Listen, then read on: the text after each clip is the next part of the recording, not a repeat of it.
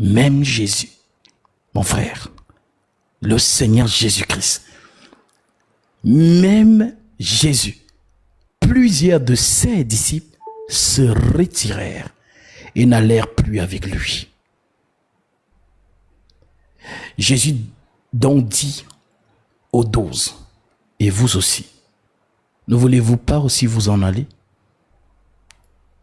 Donc, dans cette histoire, mon frère, ce que Dieu nous donne là, c'est ce qu'on appelle le trône. Lorsque vous entendez qu'il y a eu rébellion dans le ciel, les gens ne comprennent pas. Satan convoite ces choses. Voilà pourquoi on dit qu'il se déguise aussi en ange de lumière. Donc, lorsque Dieu te donne ça, les gens vont convoiter ça. Mais c'est dangereux parce que c'est une épée à deux tranchants. Si tu n'es pas digne, elle te découpe. Si tu es digne, elle brillera. Voilà donc pourquoi les gens peuvent venir m'écouter, m'enregistrer, prendre de moi et faire croire ailleurs que c'est eux qui ont enseigné ça. Parce que plusieurs le font. Vous allez voir quand je suis en live, beaucoup viennent en faux profil, écouter les enseignements et puis ils vont maintenant donner ces choses là où ils disent qu'ils sont hommes de Dieu. Et là-bas, ils font croire que c'est eux qui ont été inspirés par l'Esprit Saint. Mais les mêmes personnes, parce que comme on dit, le monde est petit. TikTok est petit. Quand les mêmes personnes retombent dans mes lives, ils se disent, mais attends, j'ai entendu ça quelque part. Et la personne découvre que, mais en fait, celui qui nous avait dit, il avait dit que c'était lui que le Saint-Esprit avait inspiré. Et pourtant, c'est comme ça qu'ils sont dévoilés. Donc, pour dire que le constat que tu fais est réel. Mais ce n'est pas anodin. Il faut que ces choses arrivent. Je sais, tout au long de mon parcours, tout au long de mon ministère, je sais. Voilà que beaucoup vont convoiter ces choses. Voilà pourquoi Paul peut dire, n'impose les mains à personne avec précipitation. Parce que beaucoup convoitent ces choses. Ils veulent faire comme toi. Ils veulent faire, mais ils n'ont pas le don. Et ça se voit, ça se sent. Entre celui qui répète ce qu'il a entendu et celui dont ça coule de source. Voilà, ce n'est pas pour nous, on va dire, nous élever, pas du tout. Mais c'est pour montrer ici que, comme Paul l'a dit, nous vous donnons sujet de vous glorifier à notre sujet. Parce que nous sommes ceux-là que le Christ envoie pour justement éclairer son peuple dans les 4 dimensions. Doctrine, révélation, connaissance et prophétie. Donc, oui, comme tu l'as lu, comme nous l'avons lu, car il dit au verset 66, dès ce moment, plusieurs de ses disciples se retirèrent et n'allèrent plus avec lui. Donc, même Jésus a subi ça. Ne soyez donc pas étonnés. Si Jésus a subi ça, Gatsby aussi, les Paul aussi, les Pierre ont subi la même chose. Voilà. Ceux qui sont de Dieu resteront fidèles parce que même ici, Jésus chasse les 12. Hein, regardez. Il dit, et vous, Jésus dit donc aux 12, et vous, ne voulez pas aussi vous en aller? Il leur dit que non, les autres sont partis. Ils disent que voilà, j'enseigne n'importe quoi. Les autres sont partis, partez aussi. Mais Pierre dit, à qui irions-nous? Tu as les paroles de la vie éternelle. Donc, ce n'est pas une surprise, ce n'est pas anodin. Voilà, donc, nous, quand le Christ t'appelle dans cette œuvre, il te donne l'esprit là. Et cet esprit te montre les choses. Tu restes tranquille jusqu'à ce qu'elles soient manifestes. Et eux-mêmes auront justement le salaire de leur égarement. Ne vous inquiétez pas. Tout simplement. Donc, restez justement fidèles. Souvenez-vous toujours, comme Paul l'a dit à Timothée, souviens-toi de qui tu tiens ces choses. Souviens-toi de qui tu tiens ces choses. Souviens-toi comment tu les as reçues.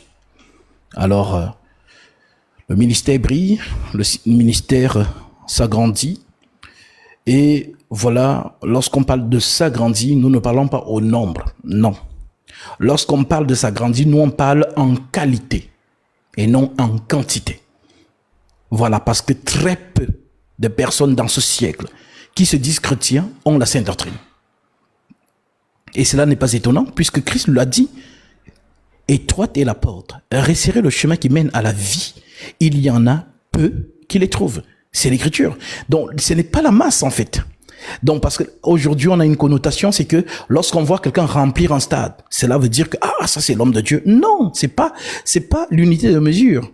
Non, le Vatican, tu as vu, le pape récemment, il a fait une croisade. Vous avez vu la foule?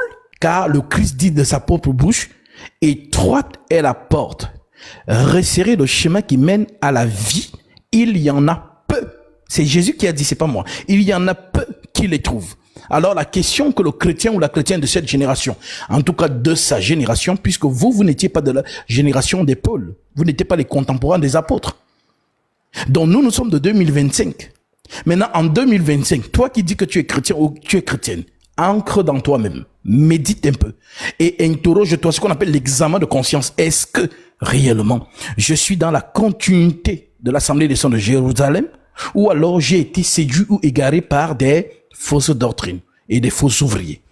Donc voilà donc pourquoi le Christ m'envoie en cette génération afin de pouvoir justement restaurer la sainte doctrine.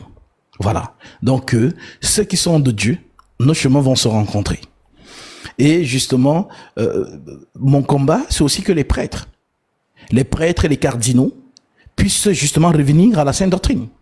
Que ceux qui se disent pasteurs aujourd'hui puissent justement revenir à la sainte doctrine. Nous ne les détestons pas. Si nous proclamons la vérité, c'est pour que tous ceux qui sont de Dieu se réveillent et reviennent dans le fondement, le premier amour, le fondement apostolique. Tout simplement. Donc vraiment, ne soyez pas étonnés de voir ces choses. Vous verrez toujours justement des personnes, vous allez les voir, et puis demain, vous serez surpris. Donc si moi, le premier, je ne suis pas étonné, ce ne sont pas les autres qui doivent s'étonner. Parce que c'est un esprit, ces choses, c'est un esprit. 3 hommes se sont rebellés au nom de Coré, Dathan et Abiram, qui ont séduit toute l'assemblée d'Israël pour que l'assemblée rejette Moïse et Aaron. Et ils l'ont fait. Alors justement, lorsqu'ils ont fait, l'assemblée d'Israël s'est tournée vers les 3 hommes. Mais qu'est-ce qui s'est passé par la suite? Dieu est descendu. Et quand Dieu descend, qu'est-ce qu'il a dit? Il a dit, Aaron et Moïse, retirez-vous de cette assemblée. Je les consumerai en un seul instant. C'est-à-dire, Dieu décide de tuer toute l'assemblée. Mais il épargne ces 2 oins. Et ce sont ces oins-là qui se mettent encore à intercéder que non, Dieu, un seul homme a péché et tu veux détruire tout le peuple. Alors, à ce moment-là, Dieu dit donc à Moïse, dit à l'assemblée de se retirer de la demeure de ces 3 hommes, Coré, Dathan et Abiram. Donc, si vous voyez que ces choses se sont manifestées jadis, même dans la Torah, ces choses ont été écrites pour nous servir d'instruction et d'exemple. Donc, voilà pourquoi j'ai de l'expérience. J'ai au moins 1500 ans d'expérience, d'avance sur tous ceux qui ont mon âge. Pas moi, mais l'esprit qui est en moi. Voilà pourquoi je connais mon ennemi. Je connais Satan. Je le connais. Je connais comment il procède. Je connais comment il travaille. Satan, vous ne le verrez jamais avec les cornes. Le Satan qu'on vous montre dans les films, ou bien dans les BD, ou bien dans les séries, ce n'est pas le vrai Satan. Satan, tu ne le verras jamais. Allez demander à Job. Quand Dieu a envoyé Satan, demandez à Job s'il a vu Satan. Il n'a pas vu Satan. Mais il a juste vu la puissance de la tempête. Il a vu la puissance du feu. Il a vu des hommes qui égorgeaient ses troupeaux et ses ouvriers. Mais il n'a pas vu Satan. Satan, c'est un esprit. Et cet esprit-là, c'est-à-dire sa plus grande ruse, c'est d'être quelque part et qu'on ne le reconnaisse pas. C'est ce qu'on appelle la dissimulation. Donc il se dissimule. Il est au milieu de vous, mais vous ne savez pas. Mais dès lors que vous l'avez discerné, il s'énerve. C'est ça Satan. C'est-à-dire tant qu'il est là et que personne ne l'a localisé, alors il œuvre en sous-silence. Et cet esprit, c'est un esprit diviseur. L'esprit de Satan divise. Ça veut dire que lorsque vous voyez quelqu'un justement qui commence justement à parler par derrière, c'est ce qu'on appelle donc diabolo veut dire quoi? Diabolo veut dire, diable veut dire celui qui parle par derrière. C'est ce qu'on appelle diabolo. Donc quand vous voyez donc une personne qui commence justement à parler par derrière, à semer du trouble distraitement, c'est ça en fait l'esprit de Satan.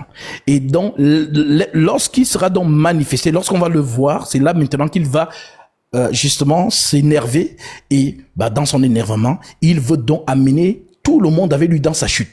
Quand vous lisez, il séduisit un tiers des anges. C'est-à-dire que sa rébellion a aussi fait descendre certains anges qui l'ont suivi dans sa rébellion. Donc, ces choses dans la marche, ça ne doit pas vous étonner. Les choses qui se sont passées jadis se passeront aujourd'hui. Il n'y a rien de nouveau sous le soleil. Si vous vous dites que vous êtes dans l'assemblée des saints et que tout le monde est saint, vous vous leurrez. Vous vous leurrez. Dans l'assemblée d'église de Dieu, Satan est là, avec ses enfants. Oui. Parce que c'est ainsi que ça doit, on ne peut pas lutter contre l'ivraie. On peut justement, lorsque l'ivraie est manifeste, on peut couper sa tête. Quand je parle de couper la tête, c'est le retrancher, comme l'Écriture dit. Ôtez le méchant du milieu de vous. C'est-à-dire que l'ivraie peut être là dissimulée. Permettez-moi de vous lire une écriture. Si vous lisez avec moi l'épître de Jude, qu'est-ce qu'on révèle chez Jude? Regardez, c'est une lettre que beaucoup de gens négligent souvent. Mais il y a beaucoup de choses dans cette lettre. Alors, Jude écrit à qui? Jude nous parle de quoi? Jude dit, Jude, serviteur de Jésus-Christ et frère de Jacques, à ceux qui ont été appelés, qui sont animés en Dieu le Père et gardés pour Jésus-Christ, que la miséricorde, la paix et la charité vous soient multipliées. Bien-aimés, comme je désirais vivement vous écrire au sujet de notre salut commun, je me suis senti obligé de le faire afin de vous exhorter à combattre pour la foi qui a été transmise aux saints une fois pour toutes. Donc, on doit combattre pour la foi. La foi est un combat. La foi, c'est chacun combat pour sa foi. Tu dois garder ta flamme. Donc, à combattre pour la foi, il continue en disant, car il s'est glissé. Voilà ce que Jude dit, verset 4. Car il s'est glissé parmi vous certains hommes dont la condamnation est écrite depuis longtemps, des impies qui changent la grâce de notre Dieu en dissolution et qui renient notre seul Maître et Seigneur Jésus-Christ. Je veux vous rappeler, à vous qui savez fort bien toutes ces choses, que le Seigneur, après avoir sauvé le peuple et l'avoir tiré du pays d'Égypte. Donc, il rentre avec nous dans Exode. Donc, vous voyez qu'il calque la marche de l'Église avec la marche d'Exode. Donc, je veux donc vous rappeler, à vous qui savez fort bien toutes ces choses, que le Seigneur, après avoir sauvé le peuple et l'avoir tiré du pays d'Égypte, fit ensuite périr les incrédules. Donc, il cite ce qui s'est passé dans le désert. Avoir fait périr les incrédules qu'il a réservé pour le jugement du grand jour. Enchaînés éternellement par les ténèbres, les anges qui n'ont pas gardé leur dignité. Les anges qui n'ont pas gardé leur dignité, mais qui ont abandonné leur propre demeure. Dans d'autres versions, on parle les hauteurs sublimes des cieux. Que Sodome et Gomorrhe et les villes voisines qui se livrèrent comme eux à l'impudicité. Villes voisines qui se livraient comme eux à l'impudicité et à des vices contre nature sont donnés en exemple, subissant la peine d'un feu éternel. Malgré cela, ces hommes aussi, entraînés par leur rêverie, souillent pareillement leur chair, méprisent l'autorité et injurent les gloires. Méprisent l'autorité et injurent les gloires. Or, l'archange Michel, lorsqu'il contestait avec le diable et lui disputait le corps de Moïse, n'osa pas porter contre lui un jugement injurieux. Mais il dit que le Seigneur te réprime. Eux, au contraire, ils parlent d'une manière injurieuse de ce qu'ils ignorent. Et ils se corrompent dans ce qu'ils savent naturellement comme les brutes. Malheur à eux, car ils ont suivi la voie de Caïn. Ils se sont jetés pour un salaire dans l'égarement de Balaam. Ils se sont jetés pour un salaire dans l'égarement de Balaam. Ils se sont perdus par révolte de Corée. Donc on cite Corée. Mais Corée, on le retrouve où? Nombre 16. La révolte de Corée. Donc, Jude, dans le même esprit, nous sommes au temps de l'église, hein? Jude rappelle donc ce qui s'est passé dans le désert. Et il dit aux saints par cette lettre que faites attention. Car parmi vous, il y a des impies. Ce sont aussi des beaux hommes, des belles femmes, mais ils sont là. Ce sont des impies. Malheureusement, c'est comme ça. C'est ça la marche. Malheureusement, c'est comme ça. C'est le pourquoi ça va toujours choquer certaines personnes. Et Jude va le dire par le comportement que certaines personnes peuvent afficher dans l'assemblée. Et quand la personne, justement, manifeste ce qu'il est, les gens sont choqués. Jude va le dire. Il dit, eux, au contraire, ils parlent d'une manière injurieuse de ce qu'ils ignorent. Et ils se corrompent dans ce qu'ils savent naturellement comme les brutes.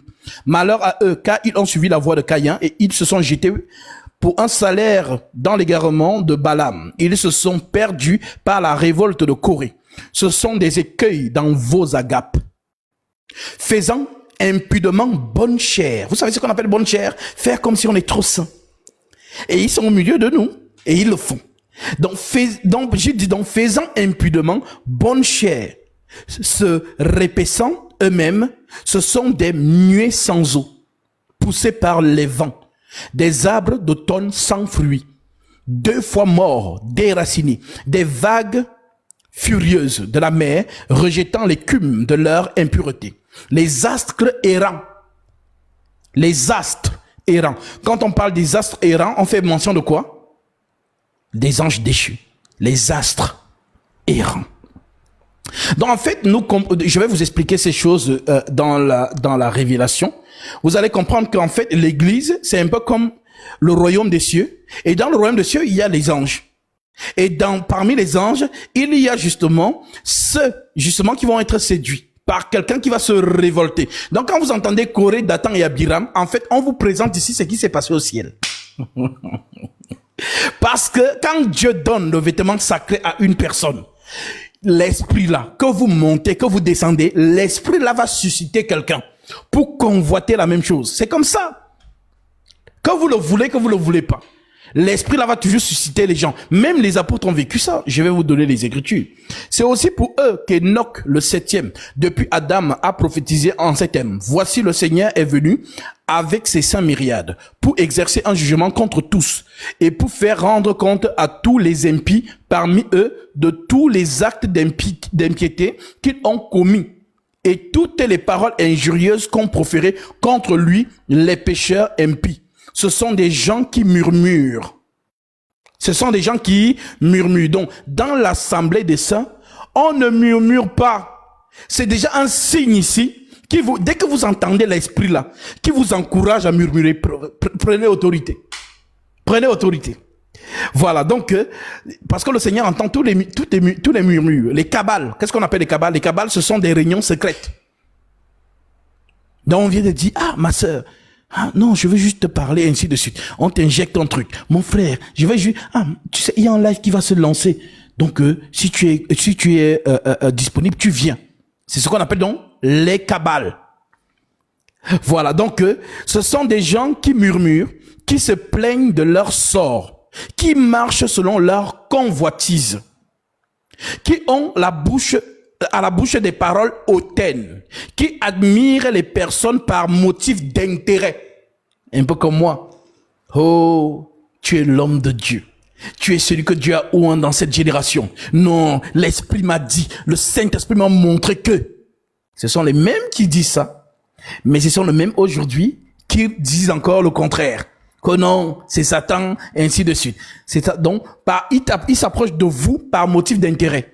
Ça veut dire quoi? Parce que toutes ces personnes, ce sont des gens qui étaient déjà faux pasteurs, qui disaient déjà qu'ils sont des hommes de Dieu, qui baptisaient les gens dans les baignoires, dans des piscines et dans des fontaines d'eau.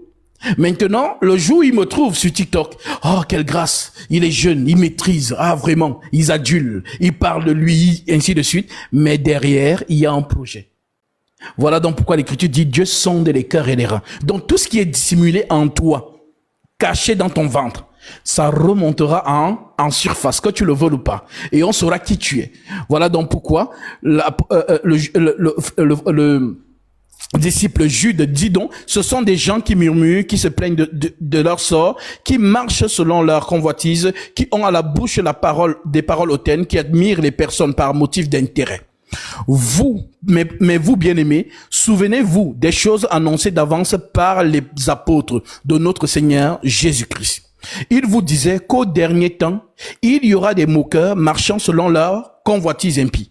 Ce sont ceux qui provoquent les divisions. Ce sont ceux qui provoquent les divisions. Hommes sensuels, n'ayant pas l'esprit. Hommes sensuels n'ayant pas l'esprit. Donc, ils n'ont pas le Saint-Esprit. Mais demande à n'importe quel chrétien aujourd'hui, est-ce que tu as le Saint-Esprit? Il va te dire oui. Mais comment on reconnaît que quelqu'un a le Saint-Esprit? L'Esprit Saint a des fruits. Et le plus grand fruit, le plus grand des fruits de l'Esprit Saint, la charité. La charité. Et qu'est-ce qu'on nous dit de cette charité? On nous dit quoi de cette charité? 1 Corinthiens, chapitre 13. Il est écrit au verset 1, « Quand je parlerai les langues des hommes et des anges, si je n'ai pas la charité, je suis un airain qui résonne, une cymbale qui retentit. Et quand j'aurai le don de prophétie, la science de tous les mystères et toute la connaissance, quand j'aurai même toute la foi jusqu'à transporter les montagnes, si je n'ai pas la charité, je ne suis rien. » Donc tu peux, c'est-à-dire avoir toutes ces choses. On dit, mais attends, tu as la connaissance, tu as ceci, tu as cela, mais il n'y a pas le fruit de la repentance. Ça veut dire que ça ne, même si tu écoutes ça comment, ça ne va rien produire en toi. Parce que tu n'es pas de Dieu. Tu peux écouter, mais ça ne va rien produire. C'est donc ça. Voilà pourquoi, oui, même si j'ai la science de tous les mystères, si je n'ai pas la charité, je ne suis rien. Alors c'est la charité qui est le plus grand, c'est-à-dire après avoir cru, après avoir reçu le baptême pour le pardon des péchés au nom de Jésus-Christ, après avoir été scellé du Saint-Esprit, tout au long de ta vocation céleste, la charité. La charité. On doit voir ça en toi. Et on dit même que la charité couvre une multitude de péchés. C'est écrit. Je vais vous lire ça dans 1 Pierre 4, 1 Pierre 5. Donc, ce sont ceux qui provoquent des divisions, hommes sensuels, n'ayant pas l'esprit. Pour vous, bien-aimés, vous édifiant vous-même sur votre très sainte foi et priant par le Saint-Esprit, maintenez-vous dans l'amour de Dieu, en attendant la miséricorde de notre Seigneur Jésus-Christ pour la vie éternelle. Reprenez les uns, ceux qui contestent. Sauvez-en d'autres en les arrachant du feu, et pour d'autres encore, ayez une pitié mêlée de crainte, haïssant jusqu'à la tunique souillée par la chair. Or, à celui qui peut vous préserver de toute chute et vous faire paraître devant lui, devant sa gloire, irrépréhensible et dans l'allégresse, à Dieu seul, notre Sauveur, par Jésus-Christ, notre Seigneur, soit gloire, majesté, force et puissance dès avant tous les temps et maintenant et dans tous les siècles. Amen. Voilà l'exhortation que le disciple Jude envoie à toute l'église pour mettre l'accent sur les gens qui pensent que être dans l'église, c'est être là où il n'y a que les enfants de Dieu. Vous mentez, vous leurrez. Voilà pourquoi vous serez toujours choqués des comportements des uns des autres. Mais attends, mais c'est un chrétien. Mais comment il peut réagir comme ça? Nous ne sommes pas que les fils de Dieu dans l'église. Il faut que vous le compreniez. Si vous venez quelque part, dès que quelqu'un vous fait telle chose, tu quittes. Parce que tu dis non, là-bas, voilà, tu pars autre part, tu vas voir les mêmes choses. Tu pars autre part, tu vas voir les mêmes choses, et tu vas finir par dire que non, je reste chez moi. Sauf que Jésus ne travaille avec personne chez lui. Jésus travaille avec l'église. Le bon berger réunit les brebis et les met ensemble. Pour que lorsqu'elles sont ensemble, c'est là qu'ils vont donc exercer ce qu'on appelle la charité. Tu ne peux pas exercer la charité si tu vis seul dans ta chambre. Tu vis ta foi seul. Tu es dans ton coin, et ainsi de suite. Non, tu n'es pas dans l'église. Si tu es de l'église, l'esprit là va t'amener dans l'assemblée. Que tu le veuilles ou pas, si tu es de Dieu, l'esprit là va t'amener dans l'assemblée des saints. Parce qu'il n'y a que dans l'assemblée des saints que la charité s'émane. Et non en dehors. Donc, les gens ont des idées reçues les gens sont justement perdus dans la doctrine. Voilà pourquoi il est utile justement de revenir sur ces choses élémentaires. Parce que si la base n'est pas solide, même si tu déposes la toiture en or, ça va s'effondrer. Ça va s'effondrer. Alors, voilà donc pourquoi nous continuons l'œuvre du Christ. Afin que tous ceux qui sont de Dieu, Christ soit formé en eux. Et quand on dit Christ est formé en toi, nous voyons, comme on disait dans Actes chapitre 6, des hommes remplis du Saint-Esprit et de sagesse. Voilà. Parce que le Seigneur Jésus-Christ connaît ce qui lui appartient. Et lorsque tu souffrirais par calomnie, c'est un signe, Pierre le dit, c'est un signe qui montre que l'Esprit du Seigneur est en vous. Je vous lis cela. 1 Pierre 4, le verset 1. Voici l'exhortation de Pierre pour l'Église. Il dit, ainsi donc Christ ayant souffert dans la chair. Donc notre modèle c'est qui? C'est Jésus. Il dit donc que Christ ayant souffert dans la chair, vous aussi armez-vous de la même pensée. Qu'est-ce que dit Pierre? Pierre dit que ceux qui veulent être chrétiens là, si tu es sensible aux choses de la vie, ne sois pas chrétien. Mais dès lors que tu vas suivre Jésus là, les mêmes persécutions que Jésus a subies, tu vas les vivre aussi. Ça, mets déjà ça dans ta pensée. Comme ça ne va pas te surprendre. C'est ce que Pierre nous dit. Ayez donc, ainsi donc, Christ ayant souffert dans la chair, vous aussi, armez-vous de la même pensée. Si on te calomnie, amen. On dit que si on te calomnie au nom de, mieux vaut qu'on te calomnie au nom de Jésus-Christ, qu'on l'on te calomnie dans les choses futiles de la vie. Là, tu ne souffres pas pour le Seigneur.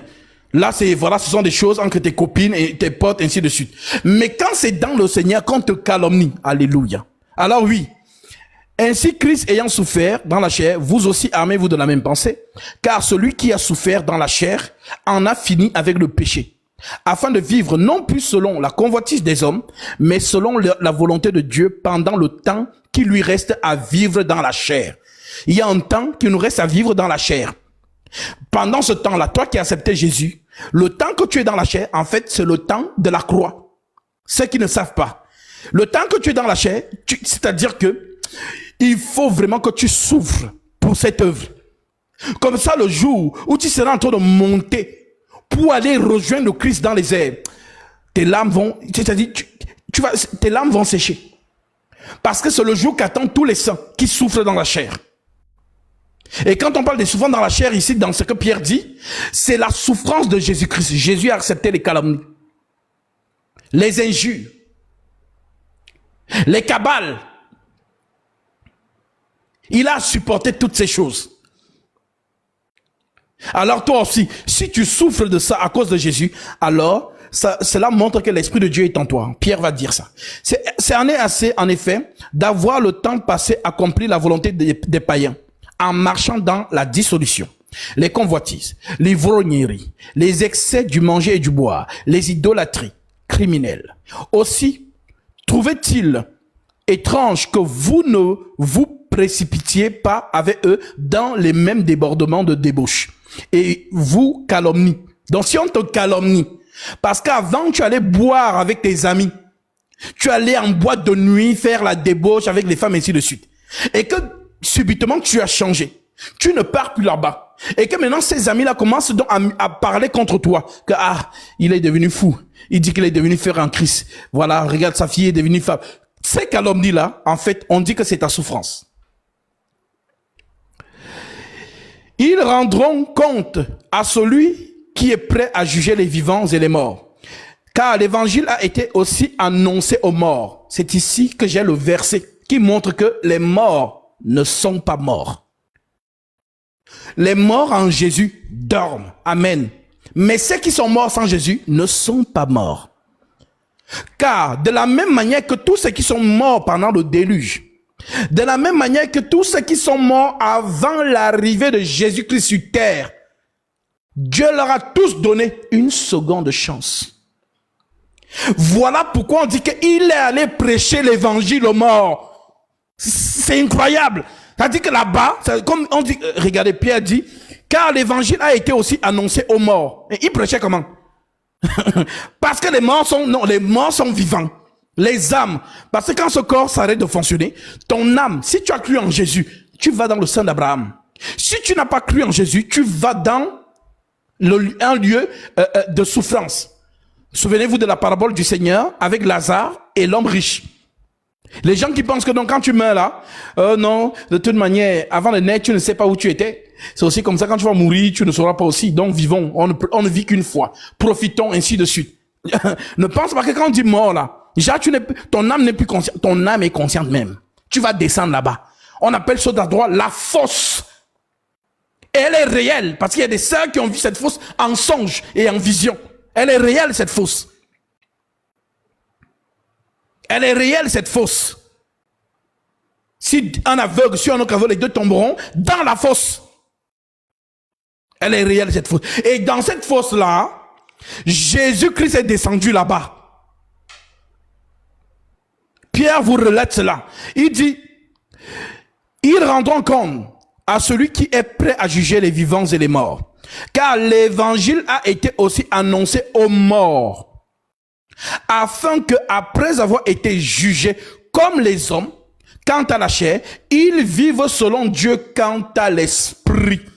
Voilà pourquoi on dit que celui qui est descendu, c'est le même qui est monté au-dessus de tous les cieux afin de remplir toutes choses. Il était là-bas. Les morts qui se sont rendus compte que ce que Moïse nous disait était vrai, ce qu'Élie nous disait était vrai. Jésus est descendu là-bas. Il a prêché. Ceux qui ont cru sont remontés avec lui, ont changé de lieu. On ne vous dit pas que quand il est mort, les sépulcres se sont fendus. Est-ce qu'on ne vous a pas dit ça? Vous avez lu ça dans l'évangile. Les sépulcres se fendirent. Les montagnes se fendirent et les sépulcres s'ouvrirent. Et plusieurs corps des saints revinrent à la vie. Alors, Pierre dit alors, la fin de toute chose est proche. Soyez donc sages. Il le dit en son temps, hein. Nous sommes en 2025. Imaginez-vous un peu, c'est-à-dire le temps où Pierre écrit ces choses. Aujourd'hui, vous êtes en train d'écouter ces choses par Gatsby en 2025. Entre le temps de Pierre et 2025, qu'est-ce qui est plus proche de la venue du Christ? C'est notre temps. Parce que Pierre, lorsqu'il écrivait, il se disait peut-être que non, les choses vont arriver tout de suite. Voilà pourquoi en son temps, il le dit déjà. Mais comme c'est l'Esprit du Seigneur qui écrit en lui, voilà pourquoi on dit que la parole de Dieu, c'est comme un homme qui marche. Tu lis une écriture aujourd'hui. Demain, tu viens relire la même écriture. C'est comme si ça a changé. Parce que l'écriture est vivante. Je vous ai dit que les écritures que vous voyez là, ce n'est pas de l'encre en noir et blanc. C'est du feu. L'Esprit du Seigneur. La fin de toute chose est proche. Soyez donc sages et sobres pour vaquer à la prière. Et avant tout, ayez les uns pour les autres une ardente charité. Voilà pourquoi je vous ai amené dans ce chapitre. Ayez les uns pour les autres une ardente charité. Car la charité couvre une multitude de péchés. Vous voyez? Voilà pourquoi je vous ai dit que le fruit le plus palpable, le plus élevé, c'est la charité. C'est la charité. Et la charité ne peut que se manifester au sein de l'assemblée. Tu ne peux pas manifester la charité en dehors. C'est pas possible. Donc ceux qui disent que j'ai ma relation personnelle avec Jésus dans ma chambre, vous êtes disqualifiés. C'est dans l'église, l'assemblée. C'est-à-dire que même si dans l'église là, il y a les crocodiles, nous sommes dedans. Et le crocodile manifestera son caractère de crocodile. La gazelle manifestera son caractère de gazelle. La colombe manifestera son caractère de colombe. Maintenant, lui-même, Dieu, va venir séparer. C'est lui qui connaît ce qui lui appartient. Donc, ne croyez jamais que vous allez aller dans une assemblée où il n'y a que les saints. Ça n'existe pas. Ça n'existe pas. Enlevez ça de votre conscience. Ça n'existe pas. Les enfants de Satan et les enfants de Jésus seront toujours ensemble. D'ailleurs, on vous le dit dans le tout premier psaume, le psaume chapitre 1, c'est écrit là-bas. Alors, la charité couvre une multitude de péchés. Et exercer l'hospitalité, les uns envers les autres, sans murmure. Voilà un acte de charité. Comme de bons dispensateurs, écoutez bien ce qu'il va dire ici. Parce que quand on parle des dons, les gens pensent seulement que non, oh, le don c'est non, j'ai été ravi en esprit, je suis parti, Dieu m'a montré. Non, ça ce n'est pas seulement le don. Oui, c'est le don de vision, amen. Mais ne convoitez pas tous seulement ce qui est élevé. Mais qu'est-ce que sont aussi les dons? Pierre dit, comme de bons dispensateurs des diverses grâces de Dieu, que chacun de vous mette au service des autres le don qu'il a reçu. Maintenant, toi, tu marches avec Jésus dans ta chambre. J'ai ma relation personnelle avec Jésus dans ma chambre. Mais comment donc les saints vont bénéficier de ton don? Parce que tu n'es pas dans l'assemblée. Tu n'es dans aucune assemblée. Il n'y a qu'une seule assemblée. Et il y a aussi ce qu'on appelle justement les annexes. Parce que l'assemblée mère, c'est Jérusalem. C'est là-bas que l'Esprit Saint inaugure l'église sur la terre. Le reste, Corinthe, Éphèse, Galates, ainsi de suite, ce ne sont que des annexes. Mais tout est centré à Jérusalem. Voilà pourquoi tout ce qui se passe dans le reste du monde, lorsque les apôtres ont écho, à ce moment, ils félicitent les saints. C'est donc ce qui se passe dans la lecture de Romains 16. Saluez-elle et l'église qui est dans sa maison. Saluez-elle parce qu'il a fait beaucoup de bien aux saints. Saluez-elle qui souffre en ce moment à cause du Seigneur. Saluez-elle. Donc, on salue les saints qui sont investis dans la cause. On salue les saints justement qui manifestent la charité. Alors oui, exercez l'hospitalité les uns envers les autres, sans murmurer, comme de bons dispensateurs des diverses grâces de Dieu, que chacun de vous mette au service des autres. Que chacun de vous mette au service des autres le don qu'il a reçu. Si quelqu'un parle, que ce soit comme annonçant les oracles de Dieu. Si quelqu'un remplit un ministère, qu'il le remplisse selon la force que Dieu communique, afin qu'en toutes choses, Dieu soit glorifié par Jésus-Christ, à qui appartient la gloire et la puissance au siècle des siècles. Amen. Alors, ma sœur, tu peux avoir un don.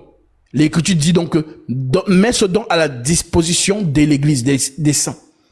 Voilà pourquoi Paul le dit encore dans 1 Corinthiens 14, que ceux qui cherchent à en posséder les dons, cherchent à en posséder pour l'édification de l'Église. Alors oui, homme de Dieu que je suis, je regarde comment vous marchez et je vois où est-ce que la charité est manifeste et où est-ce que la charité n'est pas manifeste. Oui, parce que le conducteur doit connaître son troupeau. Le conducteur doit voir, celle-ci, je l'ai baptisée à telle date. Ça fait 2 ans qu'elle est dans la marche. Quels sont les résultats? Voilà pourquoi je peux baptiser 10 000 personnes. Mais il n'y a que 10 qui manifestent la charité. J'observe. Je ne parle pas beaucoup, mais j'observe. Voilà donc pourquoi ceux qui viennent, parce qu'il y a beaucoup ainsi, qui viennent se baptiser pour tranquilliser leur conscience. Dès qu'il s'est baptisé ou elle s'est baptisée, tu ne la vois plus. Tu ne le vois plus. Parce que la personne est venue se baptiser pour tranquilliser sa conscience. Ah, si Jésus vient, il veut dire, ah Seigneur, tu avais dit celui qui croira. Et que celui qui croira et qui sera baptisé sera sauvé. J'ai pris mon baptême. Ça ne marche pas comme ça. Ça ne marche pas comme ça. On ne marmaille pas Jésus. On peut marmailler les hommes, mais pas Jésus. Il a un regard perçant, comme celui d'un aigle. Voilà donc pourquoi. Vous allez voir, certains viennent prendre le baptême parce qu'ils veulent la délivrance. Non, Dieu voit votre état d'esprit. Voilà pourquoi lorsque je mets une personne dans l'eau, je dis toujours qu'il te soit fait selon ta foi. Nous sommes à l'œuvre. Et ce ministère est là pour sauver beaucoup de personnes, pour réveiller beaucoup qui sont encore endormis dans justement les méga churches, qui sont encore endormis dans les fausses doctrines, les mouvements des hommes. Voilà pourquoi tu ne peux pas aimer Jésus-Christ et me détester. Parce que lorsque tu m'entends prêcher, je te prêche toujours avec référence. Voilà pourquoi, lorsque tu veux me contredire, contredis-moi par l'écriture. Et si, oui, je suis allé au-delà de l'écriture, je te dirais, oh, mon frère, amen. Oui, je n'avais pas vu, amen. Parce que seule l'écriture doit être glorifiée. Une personne qui, comme l'écriture le dit, si 2 Timothée chapitre 3, 17, toute écriture est inspirée de Dieu et utile pour enseigner, pour convaincre, pour corriger. Ce n'est pas la gloire de l'homme. C'est glorifier l'écriture. Ah mon frère, ce que tu as dit, regarde. Ah, amen. Je reviens. Merci mon frère. Cela ne veut pas dire que la personne est fausse. Non. C'est si on te montre l'écriture et que tu es catégorique, tu refuses l'écriture à ce moment-là, oui. Ce n'est pas l'écriture que tu refuses, c'est Jésus-Christ lui-même. Parce que c'est Jésus qui est la parole faite chair. Alors que personne ne vous trompe. Restez solidement fondés sur les épîtres apostoliques. Elles sont celles qui justement garantiront votre salut lorsque vous allez quitter ce monde. Voilà mon frère, pour justement ce que le Seigneur t'a permis justement de remarquer et de voir. Non, il ne peut, on dit, les humains ont dit toujours imiter mais jamais égaler. Voilà. Donc, ils ne pourront jamais atteindre le don que Christ m'a donné.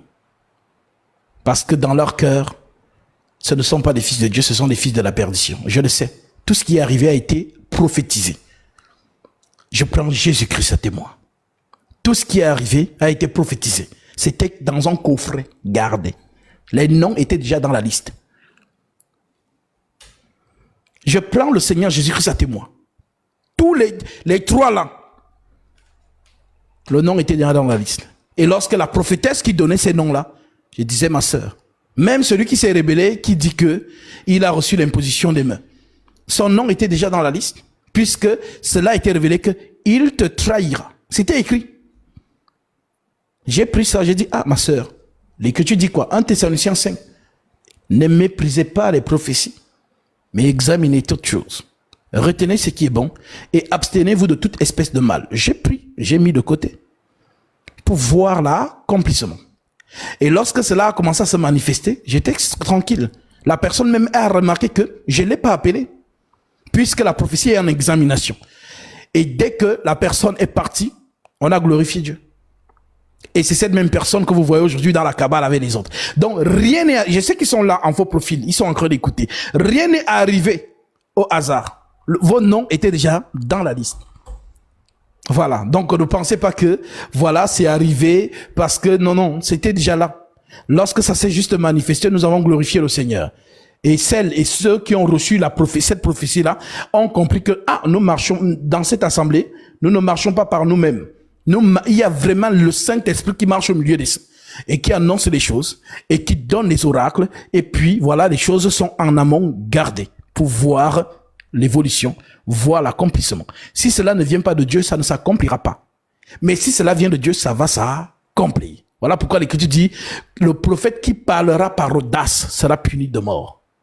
Deutéronome chapitre 18, verset 15, en descendant. Donc, avec Dieu, on ne parle pas par audace. Si ce que tu as dit, comme l'Écriture dit, au verset Deutéronome 13, je vais vous lire ça.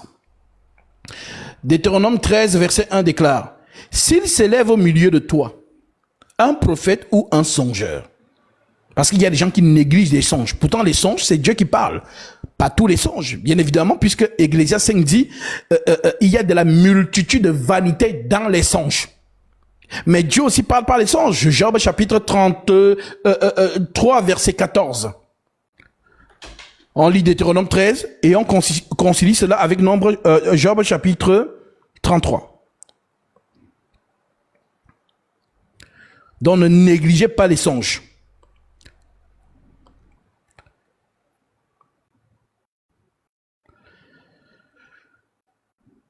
Livre de Job, chapitre 30, verset...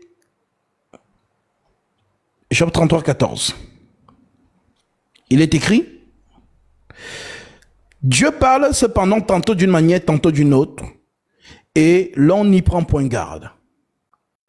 Il parle par les songes, par les visions nocturnes, quand les hommes sont livrés en profond sommeil, quand ils sont endormis sur leur couche. Alors il leur donne des avertissements et met le sceau à ses instructions, afin de détourner l'homme du mal et de le préserver de l'orgueil, afin de garantir son âme de la fosse, la fameuse fosse qu'on parlait tout de suite, afin de garantir son âme de la fosse et sa vie des coups de glaive. Donc vous voyez que vous ne pouvez pas négliger les songes. Vous ne pouvez pas négliger les songes.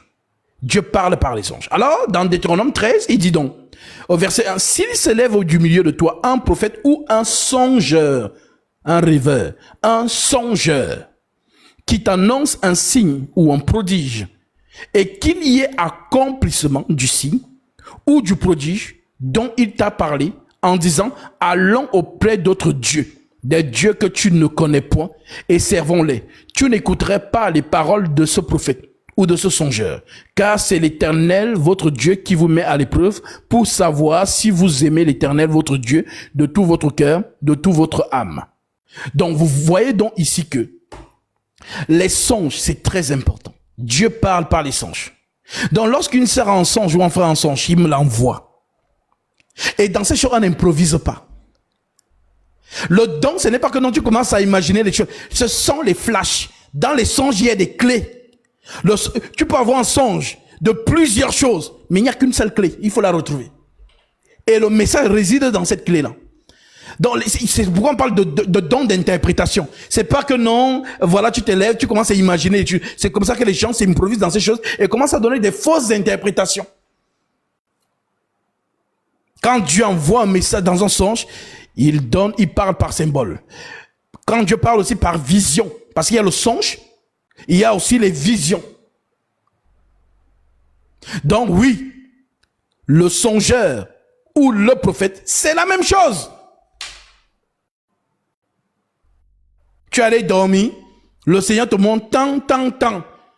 Dès que ça s'accomplit, oh, mais Gatsby, mais j'avais vu ça comme ça, mais vraiment. Bah oui, tu as négligé. Oh Seigneur, parle-moi Seigneur, tu as négligé.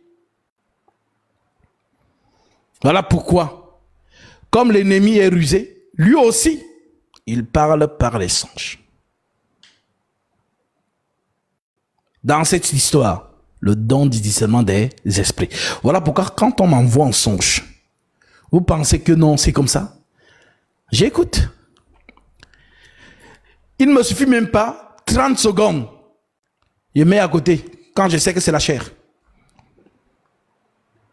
Et quand ça vient de l'esprit, c'est comme une connexion. Ce sont des choses qu'on n'explique pas. Ce sont des choses qu'on n'explique pas. C'est une évidence. Alors, oui, je répète, parce que vous êtes têtus. Il faut vous répéter les choses comme les apôtres ont dit. Je ne cesserai de vous rappeler les mêmes choses parce que cela, pour vous, cela est salutaire. Parce que beaucoup d'entre vous oublient vite. S'il s'élève au milieu de toi, un prophète ou un songeur, qui t'annonce un signe ou un prodige, et qu'il y ait accomplissement du signe ou du prodige dont il t'a parlé en disant, allons auprès d'autres dieux. Donc, il y a accomplissement du signe. La personne te dit que demain, à 15h45, il y aura tremblement de terre au Congo. Demain, à 15h45, il y a tremblement de terre au Congo. Après, il te dit, viens, allons vers un autre Dieu. On te dit donc que ne l'écoute pas. Et c'est quoi allons vers un autre Dieu? Contredit la Torah. Contredire l'écriture. Donc si Dieu insiste avec Josué, mon serviteur Moïse est mort. C'est toi qui vas mettre ce peuple dans le pays que j'ai juré de donner à leur père. Ne te détourne donc ni à droite ni à gauche. Que ce livre de la loi ne s'éloigne point de ta bouche. Médite-le jour et nuit pour agir fidèlement selon tout ce qui est écrit. C'est alors que tu réussiras dans tes entreprises. Alors certaines personnes qui s'aventurent dans cette écriture, ils pensent que ce sont leurs entreprises à eux. Non, Dieu a dit que non, si je vais... Non, les entreprises de Josué, c'est quoi? C'est la vocation, la mission de Dieu de mettre le peuple à Canaan. Voilà la mission. C'est alors que tu réussiras dans tes entreprises, c'est alors que tu auras du succès. L'écriture est la voie. Donc, si quelqu'un te... Peu importe, voilà pourquoi il dit ne soyez jamais impressionné. J'ai vu le feu, vraiment l'aigle est passé rapidement devant moi. Dès qu'il a fini de dire tout ça, attends-le dans les Écritures. S'il contredit, rejette cela. Et c'est ce que vous voyez donc ici. S'il arrive le signe, parce qu'il y a des gens, dès qu'on lui dit quelque chose, dès que ça arrive, oh vraiment, Dieu, non. Il faut examiner. Donc ne négligez pas les songes. Ne négligez pas les songes. Dieu parle dedans. Alors, si vous avez donc compris de ne pas négliger les songes, quand on arrive dans les épîtres apostoliques, que nous dit l'apôtre Paul? Prenons 1 Thessaloniciens, chapitre 5, verset 12. L'apôtre Paul déclare donc: soyez toujours joyeux. Soyez toujours joyeux. Priez sans cesse. Donc, je prends cette minute. Et toi qui es dans le live, vous tous qui écoutez, est-ce que vous priez sans cesse? Non, honnêtement. Est-ce que toi-même, tu penses que tu as une vie de prière intense?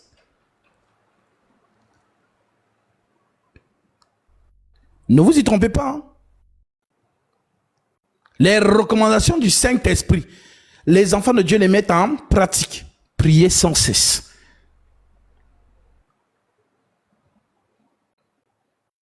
Priez sans cesse. Ce sont les armes de l'esprit, la prière. Soyez toujours joyeux. Priez sans cesse. Rendez grâce en toutes choses, car c'est à votre égard la volonté de Dieu. Rendez grâce en toutes choses, car c'est à votre égard la volonté de Dieu. Si quelque chose n'est pas arrivé que tu attendais, rends grâce, comme ce n'est pas arrivé. Ne te lamente pas. Rends grâce à Dieu en toutes choses. Parce que on ne sait pas où peut-être ces choses pouvaient t'amener. C'est Dieu qui sait ce qui est bon pour toi et ce qui n'est pas bon. Donc, il y a un temps pour tout. Il y a le temps de Dieu, oui. Donc, rendez grâce à Dieu en toutes choses, car c'est à votre égard la volonté de Dieu en Jésus-Christ. N'éteignez pas l'esprit. Ne méprisez pas les prophéties. Ne méprisez pas les prophéties. Combien de gens méprisent les prophéties? Combien? Ne méprisez pas les prophéties, mais examinez toutes choses. Alors lorsque la sœur apporte, moi-même je suis souvent le premier choqué. Frère Gasby, j'ai reçu ceci du Seigneur. J'ai dit, ah, pasteur, le frère là, ah, moi je te donne comme j'ai reçu. Amen. Que la volonté du Seigneur soit manifeste. On met au tiroir et on attend. Lorsque ça s'accomplit, la première personne édifiée, c'est celle ou celui qui a donné la prophétie. Qui prend donc peur maintenant que Dieu est dans cette assemblée. Et il y a des sentinelles par qui il parle. Voilà pourquoi ceux qui marchent vraiment, lorsqu'on vous donne des prophéties, vous enregistrez. Vous devez même avoir aujourd'hui, vous avez les blocs-notes dans les téléphones. Dès que ça s'accomplit, tu dis, ah, gloire à Dieu, ça avait été dit. Mais beaucoup négligent. Et même lorsque ça s'accomplit, les gens ont oublié. Alors, depuis 5 ans que mon ministère s'est manifesté, nous cheminons. Le Seigneur a parlé par prophétie jadis et je vis ces choses aujourd'hui. Oui. Parcourir la terre et annoncer l'évangile, baptiser les enfants de Dieu. Et le ministère prospère. Comme Paul pourrait le dire à Timothée, que tes œuvres soient manifestes pour tous. Que tes progrès soient manifestes pour tous. On voit comment tu progresses dans ces choses. Que ce soit spirituellement, que ce soit même dans la marche de l'église. On voit, on rend témoignage que le gars, s'il a commencé comme ça, voici là où il est aujourd'hui. Ce n'est pas l'œuvre humaine. Il s'agit des choses saintes. Je parlais avec un frère aujourd'hui. Et je lui ai pris le cas de... Vous connaissez Uza? Vous connaissez tous Uza, non? Qui ne connaît pas Uza ici? Le meilleur ami de David. L'ami de David. Uza. Ok. Il y a quelque chose qu'il y a dans ce message concernant Uza et David. Je vais toujours dire à ceux qui me suivent que, vous voyez le Dieu d'Israël, ce Dieu, on ne marche pas avec lui dans les émotions. C'est un Dieu fidèle à sa parole. S'il t'a dit, fais telle chose, fais ce qu'il t'a dit, tu es avec lui. S'il t'a dit fais telle chose et que toi tu veux bien faire plus que ce qu'il t'a dit, tu n'es plus avec lui. Voilà pourquoi ce Dieu-là, on ne le sert pas avec les émotions. On le sert dans ce qu'il a dit. S'il a dit c'est dit, dis c'est dit. S'il a dit c'est, toi ne dis pas c'est dit. Parce qu'il y a des gens qui pensent qu'on sert Dieu avec les émotions. Non. Alors, ce Dieu-là avait dit que les ustensiles du tabernacle ne doivent qu'être transportés par les enfants d'Israël, c'est-à-dire les Lévites, la tribu des Lévites. Et qu'aucune tribu étrangère à celle des Lévites ne touche les ustensiles. Voilà donc que on transporte donc l'arche de l'alliance de Dieu dans la maison de David. David danse devant l'arche. Il danse, il danse, il danse, il danse, il danse, il danse, il est content. Et à un moment donné, on dit que les bœufs faisaient pencher l'arche. Les bœufs qui transportaient l'arche on fait donc un faux pas, donc pencher, et l'arche allait tomber. Alors il y a quelqu'un qui était avec David devant, qui s'appelle Uza, d'une très bonne intention. Il faut protéger l'arche, pour que l'arche ne tombe pas. Alors il s'est précipité, il a posé sa main sur l'arche. Feu, il est mort sur place. C'est la seule fois où j'ai vu David se fâcher contre Dieu. David était choqué. Ça a plombé la fête. Uza a touché parce qu'il voulait aider. Les bœufs ont penché l'arche. Uza voulait aider. Dieu l'a foudroyé sur place. Et David a dit à Dieu, l'arche n'entre pas dans ma maison. Il est parti. Est-ce que Dieu, il a beaucoup parlé? Il y a quelqu'un du peuple qui a donc pris l'arche. Il l'a amené chez lui. Qu'est-ce qui s'est passé? L'homme qui a pris l'arche chez lui a commencé à devenir riche. On allait informer David que David, celui qui a pris l'arche là, il devient riche. Hein? Dieu est en train de le bénir.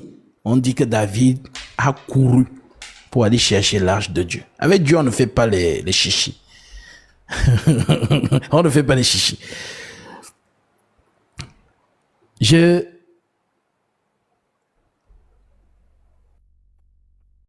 vais lire cela.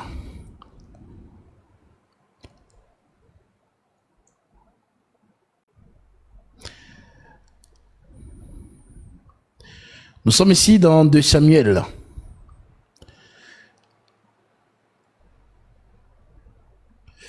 Je prends en partie verset 6. L'Écriture dit, je prends en partie verset 5. David et toute la maison d'Israël jouaient devant l'Éternel. De sorte, toutes sortes d'instruments, de bois, de cyprès, des harpes, de luth, des tambourins, des citres et des cymbales. Lorsqu'il fut arrivé à l'ère de Nacan, Uza étendit la main vers l'arche de Dieu et le saisit parce que les bœufs la faisaient pencher. Alors, humainement, posons-nous la question. Est-ce que Uza a mal fait?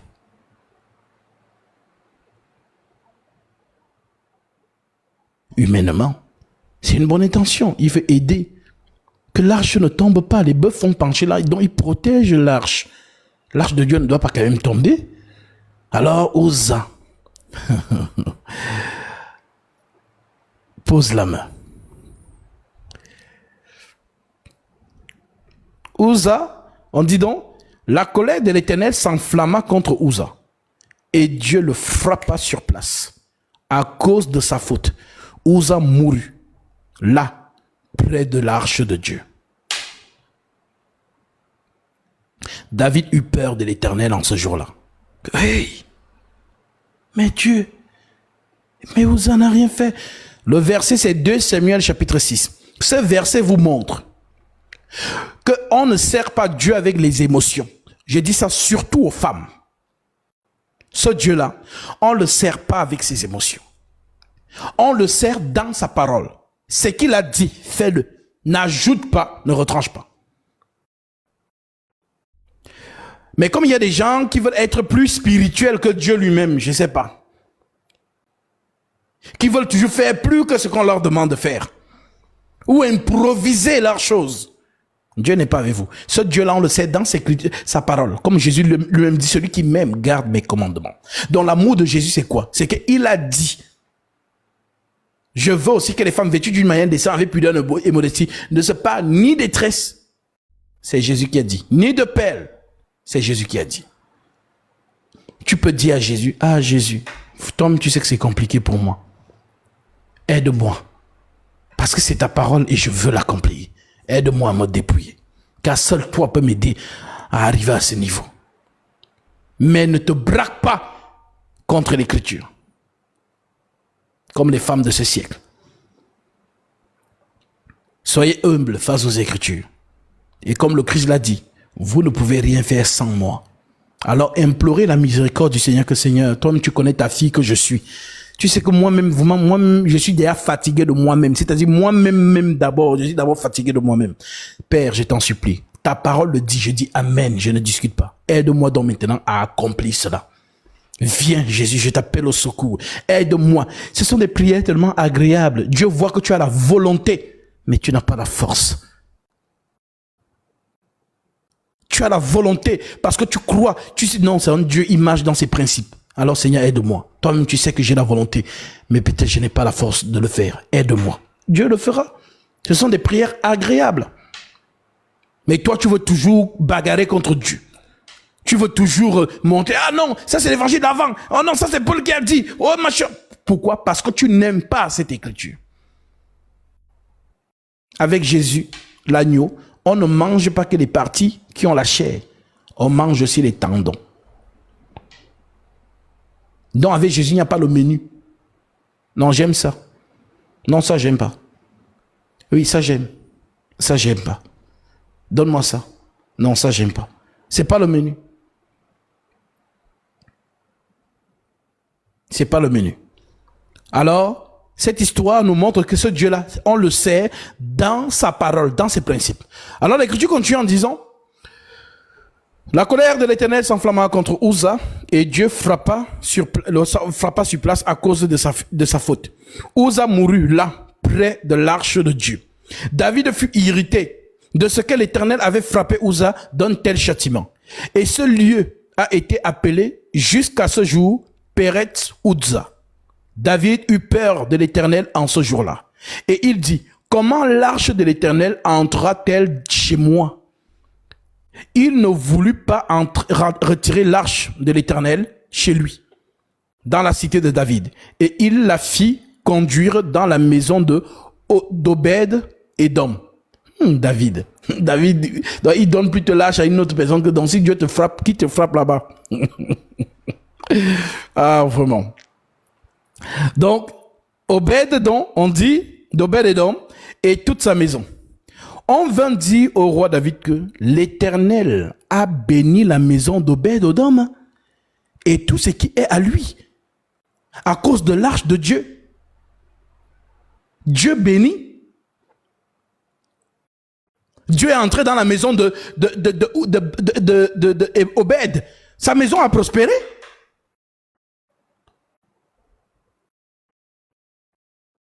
Le Seigneur bénit. L'arche de Dieu, c'est Dieu. Alors par là, vous voyez que ce Dieu-là, on le sert dans sa parole. N'allez pas au-delà. N'allez pas en deçà. Ce qu'il a dit, faites-le. Ce qu'il n'a pas dit, n'ajoutez pas. Voilà comment la plupart des gens se sont détournés des recommandations du Saint-Esprit par les apôtres pour suivre les soi-disant hommes de Dieu de ce siècle. Vous faites ça comment? Entre nous. Comment vous faites cela? Les apôtres, notamment Paul, la bouche de Jésus. Actes chapitre 18, 9. Parle, ne te tais point, car je suis avec toi. Et personne ne mettra la main sur toi pour te faire du mal. Parle, car j'ai un peuple nombreux dans cette ville. Ce sont les mêmes personnes. Quand Paul va dire que oh, ça c'est Paul qui a dit. Restez fidèles. Nous sommes très peu sur terre dans cette génération. Restez fidèles aux Écritures. N'ajoutez pas des émotions. Et ceux qui veulent vous entraîner dans ces émissions, c'est eux qui ont commencé à dire que est-ce que Dieu a un sexe? Hein, Dieu n'a pas de sexe. Dieu n'a pas de sexe. Si Dieu n'a pas de sexe, bah dites-nous, c'est une reine ou c'est un roi, selon les Écritures? Où est écrit que Dieu est la reine des reines?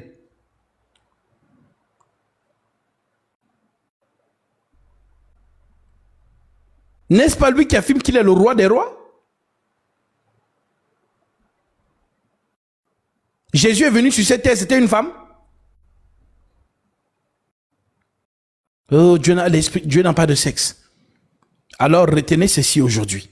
Le Saint-Esprit, Daniel l'appelle l'homme Gabriel. C'est Gabriel le Saint-Esprit. Daniel, lorsqu'il lui dit, quand je vis l'homme Gabriel s'approcher de moi d'un vol rapide.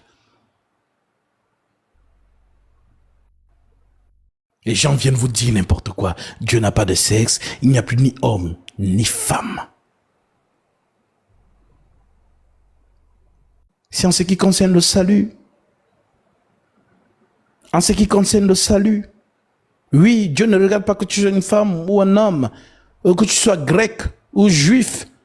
Lisez, vous qui aimez parler de contexte, lisez cette écriture. On va lire cela, c'est très important. Parce que beaucoup de gens sont troublés aujourd'hui. Les gens sont en train de vouloir attirer la sympathie des gens. On prêche des choses pour que les gens nous acclament, pour qu'on soit sympa. Pour qu'on montre que non, les femmes, moi je vous aime, je suis avec vous. Non, vous pouvez prêcher. Pour attirer la sympathie des gens. Non, n'allez jamais au-delà de l'écriture. Seule l'écriture est vérité. La femme n'a pas le ministère de la parole dans l'église de Jésus-Christ. Et quiconque veut me prouver le contraire, accepte le débat. Et comme j'ai dit, je ne débat plus avec vous sur TikTok. Je débat avec vous dans les plateaux de télévision. Comme ça, si tu es nul, je te montre que tu n'as jamais eu le ministère de la parole. Le monde entier te voit. Donc restez fidèles. Mes amis, j'insiste dessus. Restez fidèles à ce que vous avez reçu de la part des apôtres. Je vous en supplie. Vous avez vu le débat que j'ai eu avec le père Hervé Marie au Cameroun. Vous avez entendu les choses qu'il a eu à dire concernant Paul. Vous avez entendu comment il a dit que lui, il ne s'appuie pas sur les Écritures, mais il s'appuie sur la didaché.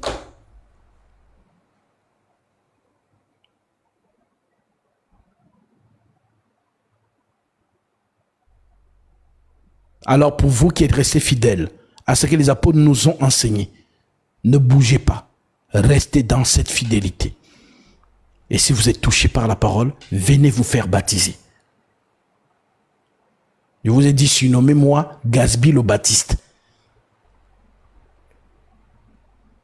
Parce que nous prêchons et nous baptisons. Peu importe où vous êtes dans le monde, on viendra à vous. Ou vous viendrez vers nous prendre votre baptême.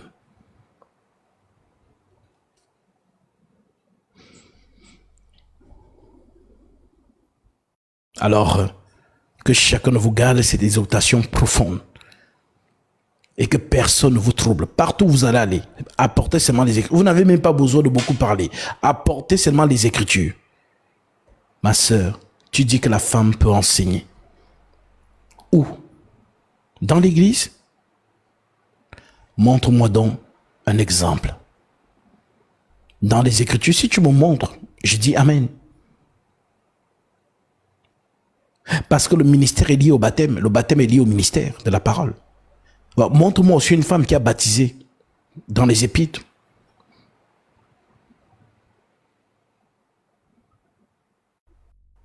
Restez fidèles à la sainte doctrine. Je vous le dis, nous sommes très peu de chrétiens dans ce monde, dans cette génération. Restez fidèles. Restez fidèles.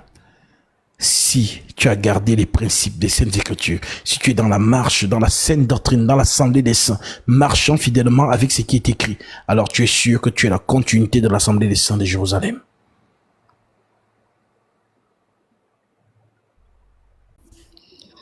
Alors, soyez bénis. J'ai une question qui se trouve dans le livre de Apocalypse 2. Oui.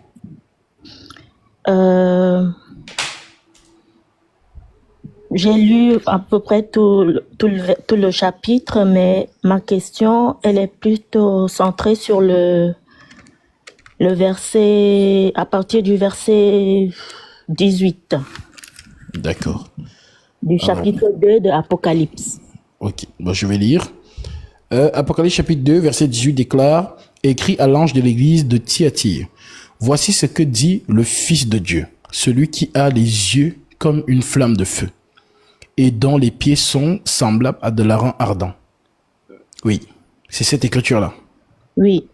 Et plus loin, au verset 19, je lis au nom de Jésus. Amen. Je connais tes œuvres, ton amour, ta foi, ton fidèle service, ta constance et tes dernières œuvres plus nombreuses que les premières. Chapitre 20. Mais ce que j'ai contre toi, c'est que tu laisses la femme Jézabel, qui se dit prophétesse, enseigner mes serviteurs pour qu'ils se livrent à l'impudicité et qu'ils mangent des viandes sacrifiées aux idoles. Je lui ai donné du temps afin qu'elle se repentît, et elle ne veut pas se repentir de son impudicité. Voici, je vais la jeter sur un lit et envoyer une grande tribulation à ceux qui commettent adultère avec elle, à moins qu'ils ne se repentent de leurs œuvres. Je ferai mourir de mort ses enfants, et toutes les églises connaîtront que je suis celui qui sonde les reins et les cœurs. Je vous rendrai à chacun selon vos œuvres. À vous, à tous les autres de Thyatire qui ne reçoivent pas cette doctrine et qui n'ont pas connu les profondeurs de Satan, comme il les appelle, je vous dis, je ne mets pas sur vous d'autres fardeaux. Seulement ce que vous avez, retenez-le jusqu'à ce que je vienne. Alors, ma question est plus précisément au niveau des profondeurs de Satan. Oui. J'aimerais comprendre un petit peu ce que cela signifie. Parce que c'est une parole qui a résonné beaucoup dans mon esprit, parce que j'ai reçu ce chapitre en vision, dans un rêve, une vision. Et c'est le mot profondeur de Satan qui n'arrêtait pas de résonner. Et puis j'ai cherché dans la Bible et puis voilà. Merci. Amen. Alors, déjà, la lettre aux 7 églises parle de chacun de nous, les saints. Voilà pourquoi chaque lettre, le Seigneur félicite et le Seigneur reproche. Donc, tu fais ceci bien, ça, tu ne fais pas bien, il faut changer ça, ainsi de suite. Maintenant, lorsqu'on parle des profondeurs de Satan ici, on parle justement de tout le mystère mensonger de Satan. C'est ce qu'on appelle les profondeurs. Voilà pourquoi, si je concilie cela avec 2 Thessaloniciens. Chapitre 9, il est écrit: l'apparition de 7 impies, parlant de Satan, se fera par la puissance de Satan, avec toutes sortes de miracles, de signes et de prodiges mensongers, et avec toutes les séductions de l'iniquité. C'est ce qu'on appelle les profondeurs, en fait. C'est-à-dire que tout l'arsenal du mal de Satan, en fait, c'est ce qu'on appelle dans les profondeurs de Satan. Parce qu'il y a aussi les profondeurs de Dieu. En Corinthiens chapitre 2, l'esprit sonde tout, même les profondeurs de Dieu. Dans le mystère de Dieu révélé par le Saint-Esprit.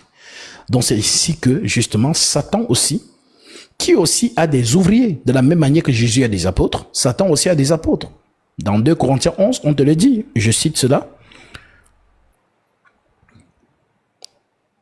2 Corinthiens chapitre 11, verset 12. L'Écriture dit: j'agirai de la sorte pour ôter ce prétexte à ceux qui cherchent un prétexte afin qu'ils soient trouvés tels que nous dans les choses dont ils se glorifient. Ces hommes-là, ce sont des faux apôtres, des ouvriers trompeurs déguisés en apôtres de Christ, et cela n'est pas étonnant puisque Satan lui-même se déguise en ange de lumière. Il n'est donc pas étrange que ses ministres, Jésus a des ministres qu'on appelle les apôtres, donc Satan aussi a des ministres qui sont aussi des hommes. Il n'est donc pas étrange que ces ministres se déguisent aussi en ministre de justice, donc un ministre de Jésus, un apôtre de Jésus. Ils se déguisent en apôtre de Jésus. Leur fin sera selon leurs œuvres.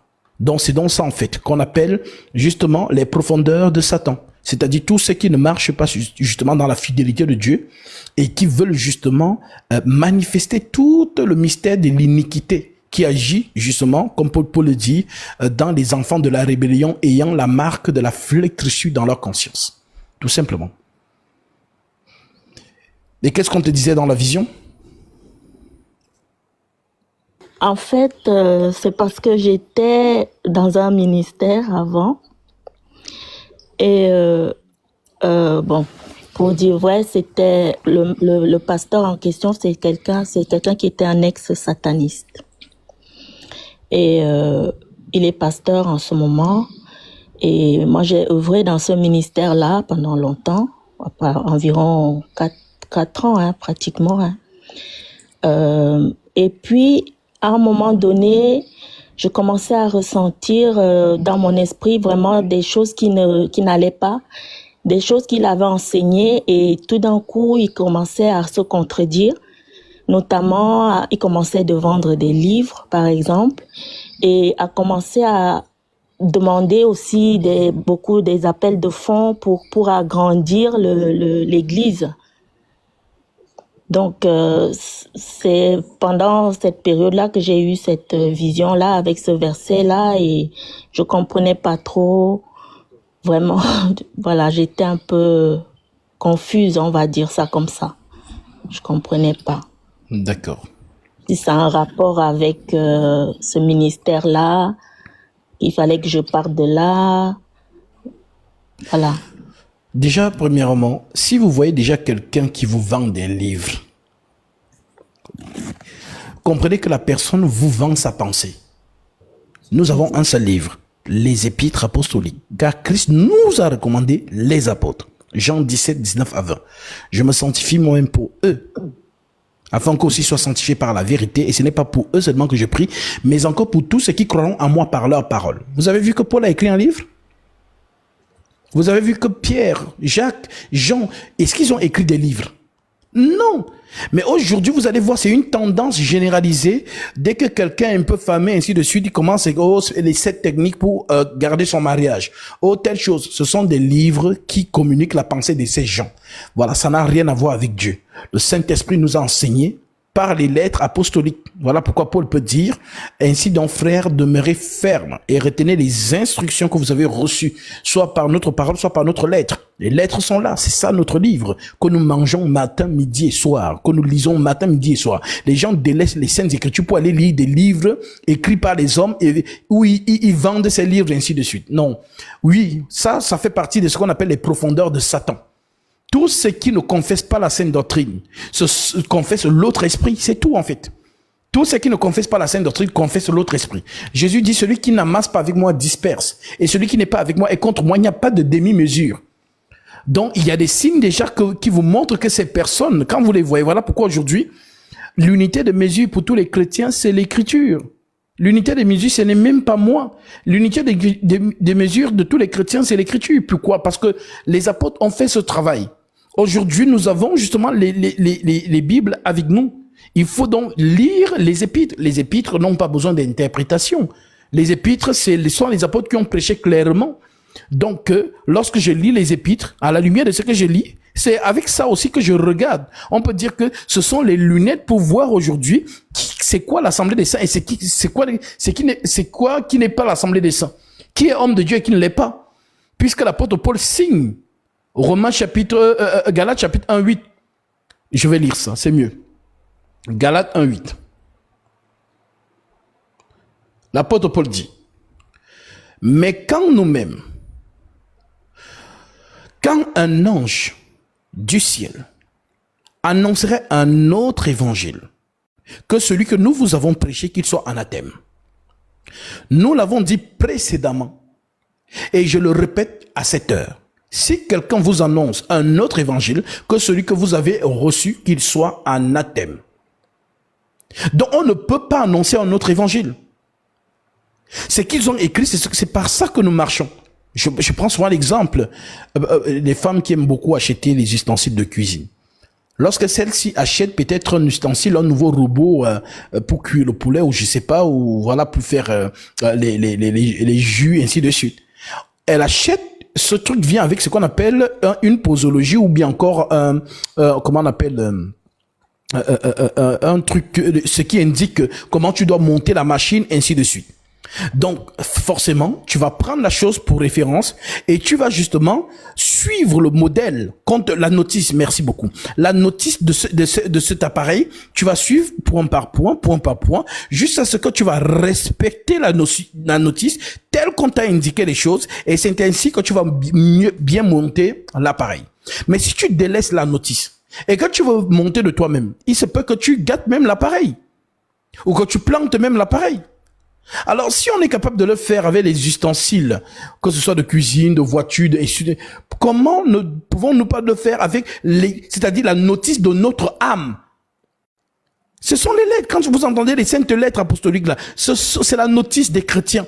Donc, je marche par cette notice. Et c'est cette notice qui me permet de voir que, telle personne, entre ce qu'il dit et ce que les apôtres disent, ce n'est pas le même esprit. Alors, je reconnais soit je vais vers cette personne, je lui dis que ce que tu as dit et ce qui est écrit, ce n'est pas la même chose. Si la personne reconnaît en disant que, ma soeur, merci beaucoup. Vraiment, je n'avais pas vu ça. Et la personne se répand. Gloire à Dieu, tu as gagné une personne. Mais si tu lui apportes l'écriture et que la personne rejette ça en disant que non, c'est sa génération aujourd'hui, Paul n'est plus là, alors qui sort de là, part de là. C'est ça en fait. Donc nous avons une notice aujourd'hui. Suivons là, mais aujourd'hui, cela n'est pas aussi étonnant puisque Paul a annoncé que les gens ne vont plus respecter la notice. Car il viendra un temps où les hommes ne supporteront pas la sainte doctrine. Mais ayant la démangeaison d'entendre les choses agréables, ils se donneront une foule de docteurs selon leur propre désir, détourneront l'oreille de la vérité et se tourneront vers les fables. C'est ce que nous vivons aujourd'hui. Donc, et puis j'ai remarqué que ces faux hommes de Dieu aiment beaucoup travailler avec les femmes. Parce qu'on sait que la femme a la main sur le cœur. Et ce sont les femmes en général qui soutiennent beaucoup le ministère. Parce qu'elles ont peut-être le don de charité, le don de donner, le don de libéralité. Donc ces hommes-là, justement, Pour fidéliser ces femmes-là, il te colle quelque chose. Oh non, tu es devenue ma prophétesse de prière. Maintenant, tu sais que tu es relié à lui, alors tu ne peux plus bouger. Et certains vont même souvent jusqu'à dire à certaines que tu es devenu le pilier de cette église. Si tu essaies de partir, l'église va s'écrouler et Dieu va te frapper de folie. Et tu prends peur et c'est comme ça que beaucoup arrivent à être maintenus sur justement la terreur que justement prônent ces faux hommes de Dieu. Donc, n'ayez pas peur. Les Écritures sont la référence. Il fait des choses. Tu vérifies à la lumière de ces Écritures si ce n'est pas conforme. À ce moment, si même peut-être tu n'arrives pas, comme tu l'as fait, tu viens me poser des questions. Si le jour où vous allez voir Gatsby vendre des livres, ça veut dire que je suis en train de vous détourner subtilement des saintes Écritures. Parce que les apôtres ont tout écrit. Tu n'as pas besoin d'aller lire un livre et pourtant, concernant le mariage, 1 Corinthiens chapitre 7. Voilà le livre. 1 Corinthiens 7. Donc, qu'est-ce que tu veux comprendre du mariage? Lis. Et tout est écrit. Donc, toi, tu vas laisser 1 Corinthiens 7 pour aller prendre le livre de je ne sais pas qui. Oh non, il a écrit, oh non, les 7 techniques, les 7 chutes pour entrer dans sa destinée. Ils ont des 7 titres, 7 techniques pour entrer dans sa destinée. Ce sont des choses qui ne sont pas justement inspirées du Saint-Esprit. Alors, votre référence, les Saintes Lettres. Voilà un peu ma sœur. Donc, en gros, les profondeurs de Satan comprend que ici, c'est tout le mystère de l'iniquité. 2 Thessaloniciens 2, à partir du verset 9, te démontre exactement qu'est-ce qu'on appelle les profondeurs de Satan. Donc, toute personne qui ne marche pas à la lumière de la fidélité des Saintes Écritures, marche par cet esprit-là. Il n'y a pas de demi-mesure, tout simplement. Amen. Merci beaucoup, mon Que frère. Dieu te bénisse. Amen. Shalom. Shalom. Shalom.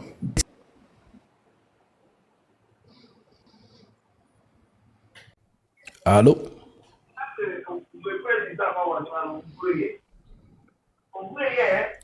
Allô?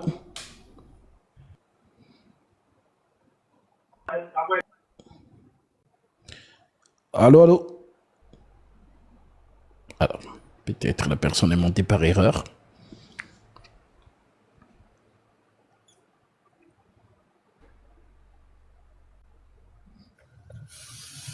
Shalom, shalom, mon frère Yannick. Shalom. Que la paix de Christ soit avec toi, mon frère. Amen. En fait, je Avec suis toi monté. Amen, mon frère. Je suis monté. C'était pas pour une question, mais c'était pour te dire merci, mon frère, t'encourager parce que vraiment ce que tu fais, c'est énorme. C'est vraiment énorme parce que aujourd'hui, depuis que je te suis, ça va bientôt faire 2 ans. Il y a beaucoup de choses que tes enseignements.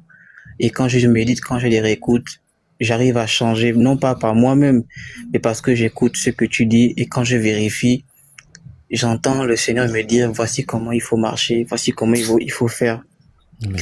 Et vraiment, je suis béni parce que je comprends que ce n'est pas toi, mon frère, parce que quand je vois tes déplacements pour la préoccupation des âmes, la façon dont tu t'investis, et je prie que le Seigneur me donne la force de toujours prier, surtout pour toi, parce que tu détournes beaucoup de personnes du mal. Amen. Les gens ne se rendent peut-être pas compte, mais moi, c'est comme si je voyais le Seigneur parcourir le monde, aller chercher des gens qui crient à l'aide, que nous ne voyons pas, mais que lui, par l'Esprit, il entend les cris. Alléluia. Donc vraiment, mon frère, sois fortifié parce que peut-être on voit un homme qui prêche, tu es seul, mais c'est toute une légion qui est derrière toi. Amen. Parce que à moi, ça me fait du bien et je me rends compte qu'il y a des personnes qui ont seulement besoin d'entendre la parole de Dieu, qui ont seulement besoin d'être écoutées, mais qui n'ont pas cette grâce.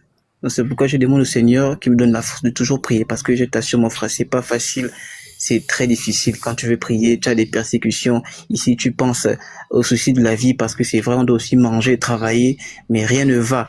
Mais à chaque fois que je t'écoute, quand je réécoute les enseignements, quand je vois les frères, Dieu me donne toujours cette force de garder toujours la joie. Et en ce moment, quoi, mon frère, on n'a besoin que de ça. Alléluia. Parce que le monde va très mal. C'était pour t'encourager, mon frère, sois fortifié. Et je comprends vraiment que le peuple de Dieu, c'est la force de l'homme de Dieu. Amen. C'est la Amen. force de l'homme de Dieu. Oui, Parce c'est que- la loi. La loi dit que on frappera le berger et le troupeau se dispersera. C'est ça en fait. Voilà pourquoi lorsqu'on a frappé Jésus, les apôtres ont fui chacun de son côté. Donc l'homme de Dieu effectivement, c'est-à-dire comme Paul, c'est Paul qui le dit à Timothée, je vais lire cet extrait et puis Je te laisse continuer. 1 Timothée chapitre 1.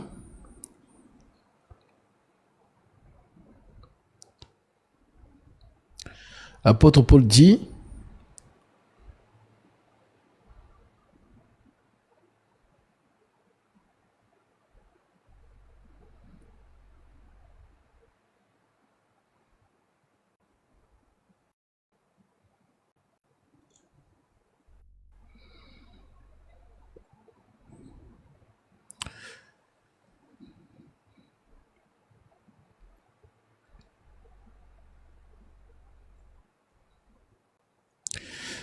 il dit dans 1 Timothée chapitre 4, je suis au verset 15. Occupe-toi à ces choses. C'est la recommandation de Paul à Timothée. 1 Timothée chapitre 4, je prends mais à partir du verset 11. Il dit, déclare ces choses et enseigne-les. Que personne ne méprise ta jeunesse, mais sois un modèle pour les fidèles. L'homme de Dieu est un modèle pour ceux qu'il conduit. Sois un modèle pour les fidèles en parole, en conduite, en charité, en foi, en pureté, jusqu'à ce que je vienne. Applique-toi à la lecture et à l'exhortation, à l'enseignement. Ne néglige pas le don qui est en toi et qui t'a été donné par prophétie avec l'imposition des mains de l'assemblée des anciens. Occupe-toi de ces choses, donne-toi tout entier à elles, afin que tes progrès soient évidents pour tous. Veille sur toi-même et sur ton enseignement. Persévère dans ces choses, car en agissant ainsi, tu te sauveras toi-même et tu sauveras ceux qui t'écoutent. Donc ce que tu dis est pleinement justement rempli de l'Esprit Saint, dans le sens où oui, l'homme de Dieu, si par exemple vous voyez quelqu'un, il est zélé ainsi de suite, après lui-même vous dit que vraiment c'est bon pour moi. Donc tu vas affaiblir tous ceux qui te suivent, parce que le Seigneur a fait les choses ainsi, c'est-à-dire qu'il va donner peut-être une dispensation de foi à une personne et c'est lui qui va porter tout le monde. Parce que lorsqu'on le voit engagé, lorsqu'on est peut-être découragé, puisque je ne vous vois pas dans votre vie de chaque jour. Donc lorsque peut-être que vous êtes découragé ou bien affaibli ou quoi que ce soit et que vous voyez que l'homme de Dieu est toujours justement aussi zélé, aussi vraiment où il nous fortifie, alors ça vous redonne aussi d'une certaine manière la force. Voilà donc pourquoi, justement, le Seigneur n'envoie pas n'importe qui au-devant de son peuple. Parce que celui qui conduit le peuple sauve le peuple. Sauve-toi toi-même et sauve ceux qui t'écoutent, tout simplement. Amen, mon frère, amen. Effectivement. Et vraiment, mon désir, c'est que tu prospères abondamment. Parce que tant que tu prospères, le Seigneur sera toujours content parce que ses enfants auront toujours de quoi manger. Alléluia. Et la prospérité demeure toujours avec toi, mon frère. Amen. Sois abondamment béni. Alléluia. Que toute la gloire revienne à notre Seigneur Jésus-Christ. Shalom, mon frère. Shalom. Frère, justement, qui a été aussi touché par la parole et c'est merveilleux, qui justement réunit, c'est-à-dire il organise une conférence le jour de son anniversaire, invite son entourage, sa famille, et leur dit, j'ai une surprise. Donc pour eux, ils attendaient à une animation. Peut-être ils ont cru que j'étais peut-être un chanteur, quelque chose. Et puis, la parole de Dieu a été prêchée. On a fait l'œuvre du Seigneur, on a jeté la semence. Et ces personnes ont écouté la parole. Alors, ça montre l'amour de cette personne pour ses siens, pour les siens. Oui, il veut qu'ils soient sauvés. Et il leur donne l'opportunité d'écouter. Et vraiment, j'ai été béni par rien que pour ça, c'est une victime expiatoire qui n'a pas de nom. Parce que tout ce qu'on fait pour Jésus, c'est ce qu'on appelle les victimes expiatoires. Donc vraiment, que le Seigneur bénisse lui et sa famille. Et justement, avec le frère Binelli, nous sommes allés accomplir cette mission et nous sommes rentrés il y a de cela à peine 3 heures. Et voilà, je sais également que voilà, il y a beaucoup de frères et sœurs justement qui avaient besoin. Vous savez que même quand je ne suis pas en live, j'ai des messages. Frère Gazouille, je voulais seulement t'envoyer un message juste pour savoir comment tu vas. J'espère qu'il y a live aujourd'hui. Donc on te met déjà une pression que on veut la parole. Et c'est bien. Pourquoi? Parce que les enfants de Dieu veulent écouter la parole de Dieu. C'est le pain quotidien. Donc cette parole justement vient trouver quelqu'un. Je ne sais pas dans quel état d'esprit la parole vient vous trouver. Peut-être la parole vient vous trouver peut-être vous êtes affaibli parce que oui, la vie ne nous fait pas de cadeaux. Et c'est pour ça que oui, la marche, elle est compliquée. Les gens la marche n'est pas facile. Voilà pourquoi on dit que le royaume des cieux est devenu forcé.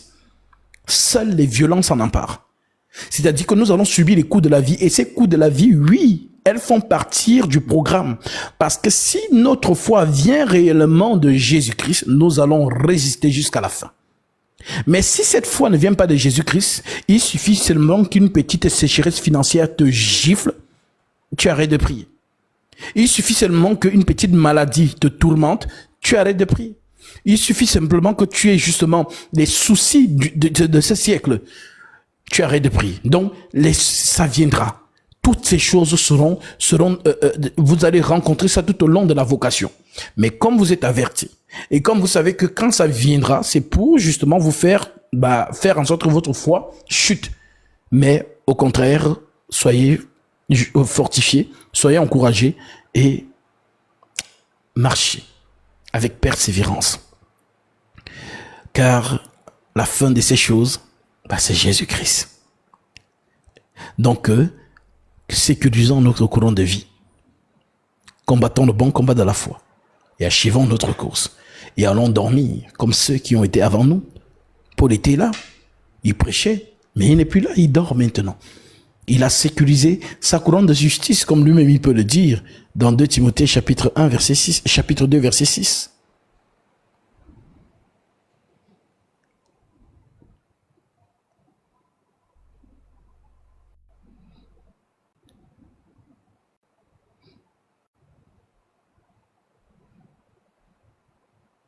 L'apôtre Paul dit, car moi je sers déjà de libation et le moment de mon départ approche. J'ai combattu le bon combat, j'ai achevé la course, j'ai gardé la foi. Maintenant, la couronne de justice m'est réservée. Le Seigneur, le juste juge, me la donnera en ce jour-là. Donc vous voyez que Paul est content de mourir ayant gardé la foi. J'ai combattu le bon combat de la foi. J'ai achevé ma course, j'ai gardé la foi. Donc oui, garder la foi jusqu'à la fin, je vous assure. Lorsque nous marchons dans le Seigneur, c'est compliqué. Voilà pourquoi il faut donc que l'homme de Dieu soit toujours là pour nourrir le peuple de Dieu dans la doctrine, la connaissance, la révélation, la prophétie.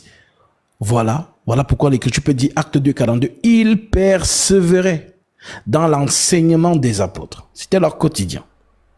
Dans la fraction du pain, dans la communion fraternelle, dans les prières. Lorsque ces choses abondent, alors justement, notre flamme est vive. Alors soyez vraiment fortifiés. Et puis si mon zèle, ma détermination est justement un modèle pour vous, alors que le Seigneur Jésus-Christ soit glorifié.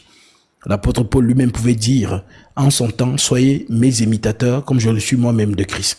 Donc si vous pouvez m'imiter, voilà, dans ces choses qui sont des grâces, la foi. Parce que lorsqu'un frère est charitable et qui t'édifie par sa charité, alors justement, c'est ce que nous voulons aussi. Oui, lorsqu'un frère, vous voyez peut-être, rien que le fait que, comme par exemple, là je rentre dessus de mission, demain nous avons baptême, parce que voilà, les gens sont touchés, veulent se faire baptiser, et je ne peux pas dire, ah non, je suis fatigué, je suis rentré. Il faut que ces personnes reçoivent leur baptême. Donc, quand nous voyons que nous avons peut-être baptême comme ça, et tu vois des personnes qui viennent de très loin, qui font 7 heures de route, juste pour venir assister au baptême des saints et repartir. Ça édifie. Tu vois des personnes, ils prennent son avion 2 heures, elle vient juste pour assister, accompagner l'âme qui vient justement recevoir son baptême et l'accueillir dans l'assemblée des saints. Elle finit par... On ne fait pas ça pour les uns, pour les autres. C'est pour Jésus-Christ. Ces choses, ce sont des prières aussi. Prier sans cesse. Il faut comprendre aussi le sens aussi. La prière n'est pas seulement se mettre à genoux et élever la voix. La prière aussi, ce sont les actions de la grâce. Les actions de la foi.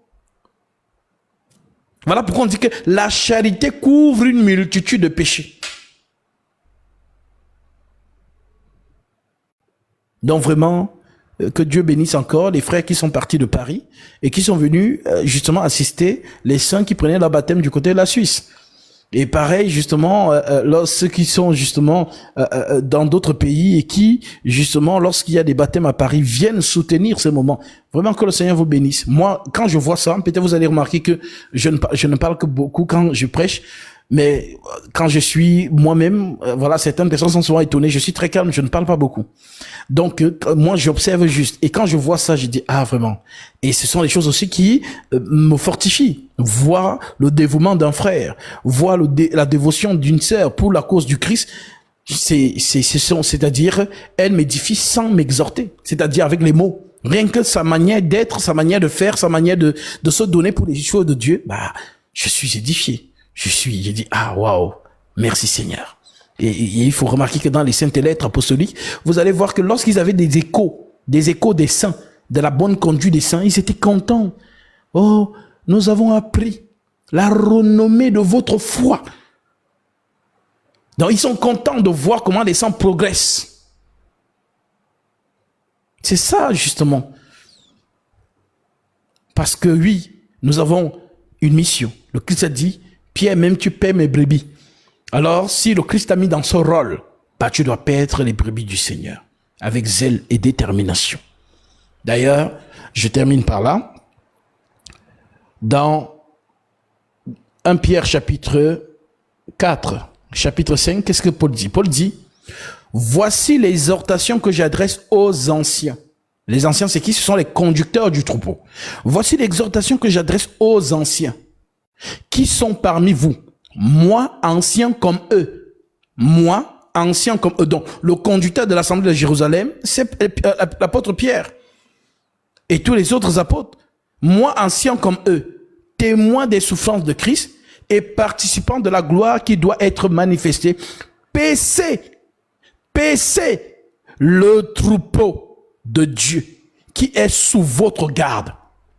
Paissez le troupeau de Dieu qui est sous votre garde. Vous êtes sur ma garde.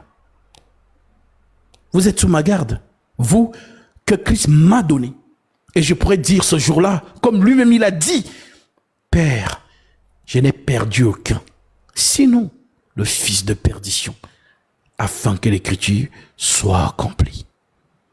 Alors ce que le Christ m'a donné dans ma génération, je vais aussi dire, Seigneur, je n'ai perdu aucun. Sinon, les fils de la perdition, afin que l'écriture soit accomplie. Car tous ne sont pas des nôtres. C'est ce que tu nous as dit par Jean l'apôtre. Lisons cela. 1 Jean chapitre 2, verset 18, qui déclare, petits enfants, c'est la dernière heure. Et comme vous avez appris qu'un antéchrist vient, il y a maintenant plusieurs antéchrists. Par là, nous connaissons que c'est la dernière heure. Ils sont sortis du milieu de nous, mais ils n'étaient pas des nôtres. Car s'ils eussent été des nôtres, ils seraient demeurés avec nous. Mais cela est arrivé afin qu'il fût manifeste que tous ne sont pas des nôtres. Alors, chaque envoyé, chaque émissaire du Christ sur la terre, le Seigneur lui a donné le nombre d'âmes qu'il doit sauver. Oui, voilà, je te confie 10. Et je viens sur terre. Je fais l'œuvre du Seigneur et j'ai les 10. Et justement, j'ai dit, Seigneur, les voici. Alors oui, voilà pourquoi j'aime beaucoup cette lettre de l'apôtre Pierre. 1 Pierre 5. C'est tellement beau et profond. 1 Pierre 5, verset 1.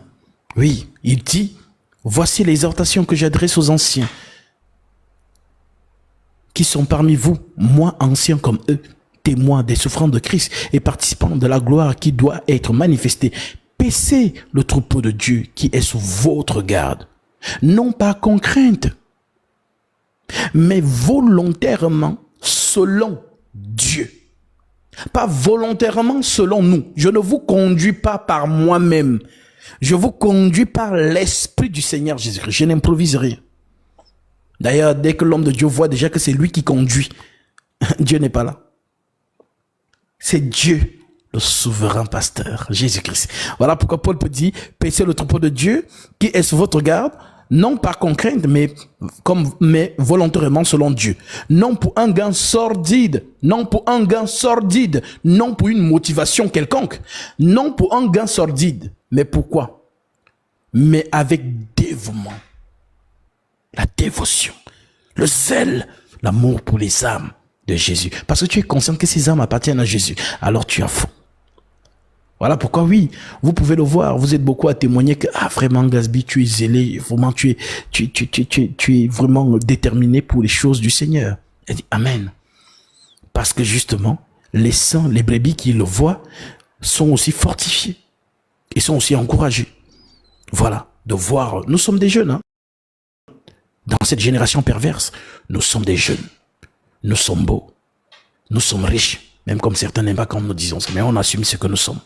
Donc de voir des hommes, des jeunes beaux, riches, et qui sont zélés pour Jésus-Christ, en cette génération, c'est bizarre. Voilà, parce que l'argent que nous avons, ça peut nous servir à autre chose. Je peux aller à Abidjan, je prends un jet privé, je mets 10 go dedans. Je m'en vais jouer la vie à Assini. Ou je vais à Mykonos. Ou je vais, je sais pas où. Voilà, bon, c'est l'été. L'été. Non, j'ai dit, mais fait que nous, on n'a pas de vacances. Parce que nos vacances, là, c'est seulement, c'est peut-être pendant le trajet de l'avion, c'est ça, nos vacances. Mais net que je suis, Frère Gasby, j'ai une question. Frère Gasby, je devais te voir. Frère Gasby. On est seulement là. On n'a pas de vacances. Voilà. Voilà pourquoi je vous avais dit la dernière fois que j'ai vu notre Seigneur Jésus-Christ. Je prends le Seigneur à témoin. La dernière fois qu'il s'est montré à moi. Il était sur une longue tunique blanche avec un traversal bleu. Le vide s'est ouvert. Il a mis son pied. Il est sorti. Et dès que je l'ai vu, comme saisi d'une pression, je me suis réveillé. Un peu comme quelqu'un qui vient de tirer dedans, je ne sais pas, de jouer un match intense. Je me suis réveillé. J'ai dit, ah Seigneur, c'est quoi le message? Et j'ai compris. Prêche la parole. Ne te tais point. Les âmes doivent être sauvées. Ouvre la bouche. Parce que lorsque l'homme de Dieu ouvre la bouche, c'est là où Dieu vient toucher les cœurs. C'est ce qu'il a dit à l'apôtre Paul. Acte 18, 9. Pour ceux qui ont des écritures, vous pouvez le vérifier. Ne te tais point. Le Seigneur apparut à Paul en vision et lui dit, parle. Ne te tais point, car je suis avec toi. Et personne ne mettra la main sur toi pour te faire du mal. Parle, car j'ai un peuple nombreux dans cette ville. Et il me l'a dit à moi aussi. Dès que je l'ai vu, Seigneur, non, tu n'as pas le temps, tu n'as plus le temps pour toi. Voilà pourquoi, quand Paul dit, moi, le prisonnier de Christ, les gens ne comprennent pas quand il dit ça. Prisonnier de Christ, ça veut dire que tu n'as plus de vie. Tu n'as plus de vie. Tu n'as pas le temps de penser à toi-même. Parce que tu es esclave de Jésus-Christ. Tu es prisonnier de Christ. Tu es dans les chaînes de Jésus.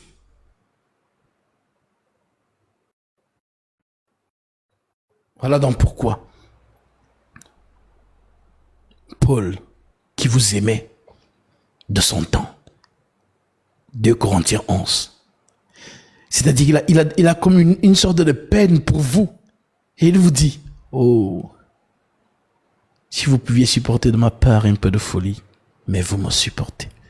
Car je suis jaloux de vous, d'une jalousie de Dieu, parce que je vous ai fiancé à un seul époux pour vous présenter à Christ comme une vierge pure. Toutefois, de même que le serpent séduisait Ève par sa ruse, je crains que vos pensées ne se corrompent et ne se détournent de la simplicité à l'égard de Christ. Car si quelqu'un vient vous prêcher un autre Jésus, donc tellement ils vous aiment, tellement ils veulent que vous restez dans la fidélité de ce qu'ils vous ont transmis, de ce qu'ils vous ont enseigné, ils commencent donc à cogiter. Oh, si quelqu'un vient vous prêcher un autre Jésus que celui que nous vous avons prêché, ou si vous recevez un autre esprit que celui que vous avez reçu, ou un autre évangile que celui que vous avez embrassé, vous le supportez fort bien. Parce que son souci en tant qu'homme se disait que quand il va partir, le serpent viendra par derrière. Ils ont annoncé cela, les apôtres. Et ça a été un mystère pour moi de me dire que, mais Seigneur, je ne comprends pas. Si les apôtres sont tous partis, ben, qui aurait été le garant? Parce que si toutes ces générations, un apôtre restait, comme on disait que tu n'allais pas faire mourir Jean, parce que dans Jean chapitre 19, il me semble, ils étaient en train de dire que quand Jésus avait dit à Pierre que Pierre, quand tu étais jeune, tu t'habillais comme tu voulais et tu partais où tu voulais. Mais quand tu seras vieux, un autre te mènera ou un autre te saignera. Donc un autre va t'habiller et il t'amènera où tu ne voudras pas. Et l'autre là, c'est qui? C'est le Saint-Esprit qui va mener Pierre où Pierre n'avait jamais imaginé partir. Alors quand Jésus dit à Pierre comment il va mourir, Pierre donc. Parce qu'il y a des gens, quand j'ai le Seigneur, te dit, bon, toi tu vas mourir. Hein. Ah, Seigneur, mais lui, il va mourir quand? Donc Pierre veut savoir quand Jean aussi, parce que eux tous, ils étaient conscients que le disciple préféré de Jésus, c'était Jean, le plus jeune. Et il dit à Jésus, Seigneur, et lui là, il va mourir quand? Et Jésus lui répond, que t'importe, si je veux qu'il demeure jusqu'à ce que je vienne. On dit donc, le bruit courut que Jean ne mourrait jamais. Cependant, Jésus n'avait pas dit qu'il n'allait pas mourir. Mais que t'importe si je veux qu'il demeure jusqu'à ce que je vienne. Donc, c'est un bruit qui courait au milieu des saints. Jean, il ne va pas mourir. Donc, quand les apôtres voyaient qu'eux tous ils sont en train de mourir, mais Jean est toujours là, ils comprenaient que, je dis, c'est celui qui va voir le Seigneur venir. Pourtant, pas du tout. Jean n'est plus là. Jean n'est plus là. Alors je me posais la question que, mais Seigneur, si au moins Jean était là, nous tous on allait naître, on allait voir qu'il y a encore un apôtre sur terre, tout le monde allait aller vers lui. En tout cas, ceux qui veulent Jésus là, ils allaient aller vers cet apôtre, même s'il y aurait certains justement qui allaient aussi le combattre. Mais nous allons courir vers Jean, que non, c'est le seul apôtre qui est resté, donc on va vers lui. Mais Jésus les a fait tous partir. Mais ceux qui viennent naître derrière eux, comment ils sauront qu'ils sont réellement dans la fidélité? Et j'ai compris que ce sont les saintes lettres. Ce sont les saintes lettres. Voilà pourquoi Paul pouvait dire, je vous ai prêché tout le conseil de Dieu sans en rien cacher. Il n'y a pas une révélation que Paul ne connaissait pas. Il n'y a pas que, oh non, Paul n'a pas lu l'Apocalypse, Paul a lu Ézéchiel. C'est l'Apocalypse. Paul a lu Daniel, c'est l'Apocalypse.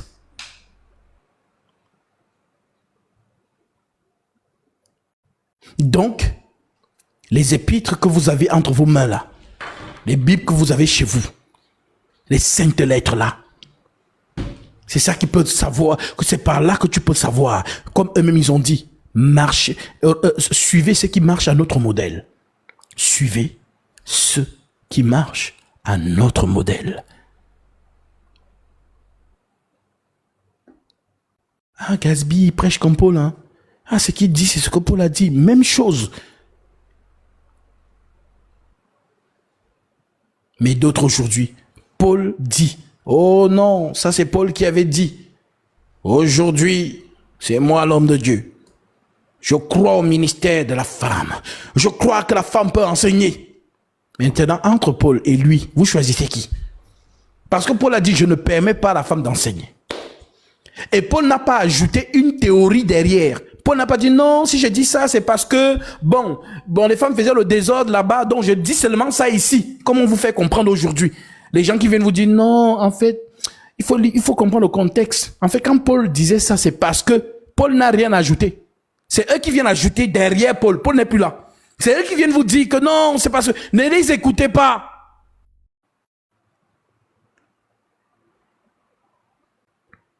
Et il avait l'habitude de signer ses lettres, notamment dans 1 Corinthiens 14, lorsqu'il dit, car Dieu n'est pas un Dieu de désordre mais de paix, comme dans toutes les assemblées des saints, que les femmes se taisent dans les assemblées, car il ne leur est pas permis d'y parler. Si elles veulent s'instruire sur quelque chose, qu'elles interrogent Jean-Marie à la maison, car il est malsain à une femme de parler dans l'église. Est-ce de chez vous que la parole de Dieu est sortie, ou est-ce à vous seul qu'elle est parvenue? Si quelqu'un croit être prophète ou inspiré, qu'il reconnaisse que ce que je vous écris est un commandement du Seigneur. S'il ignore, qu'il ignore. Est-ce que vous comprenez? C'est la signature. Donc si je viens même en 2025, je viens de dire que, oh, Paul, non, ça c'est Paul qui a dit. Ça veut dire que l'esprit par lequel Paul a parlé et l'esprit qui est en moi, ce n'est pas le même esprit. Voilà pourquoi il a dit ça. Si quelqu'un croit être prophète ou inspiré, qu'il reconnaisse que ce que je vous écris est un commandement du Seigneur. Donc, s'il y a un homme qui vient après lui, animé par le même esprit, il dira la même chose. Mais s'il vient dire le contraire, ça veut dire que ce n'est pas le même esprit. Maintenant, voilà les gens aujourd'hui, quand les marceleurs disent, moi je crois au ministère de la femme, en plus le pianiste joue encore le piano plus fort, le guitariste appuie encore, je crois que la femme pense à une tune, les gens, la salle est en euphorie, la salle est en train de jubiler, la femme, oh, amen, alléluia. On est en train de contredire le Saint-Esprit sous leurs yeux, mais ils applaudissent. Vous voyez que le peuple est aveuglé. Le peuple est aveuglé. Le peuple est aveuglé. Ah, vraiment, la surprise sera de taille. La surprise sera de taille. Alors, vous qui restez fidèles à ces lettres apostoliques, aux recommandations des apôtres, restez dans cette fidélité. Soyez fortifiés. Et que le Seigneur vous bénisse.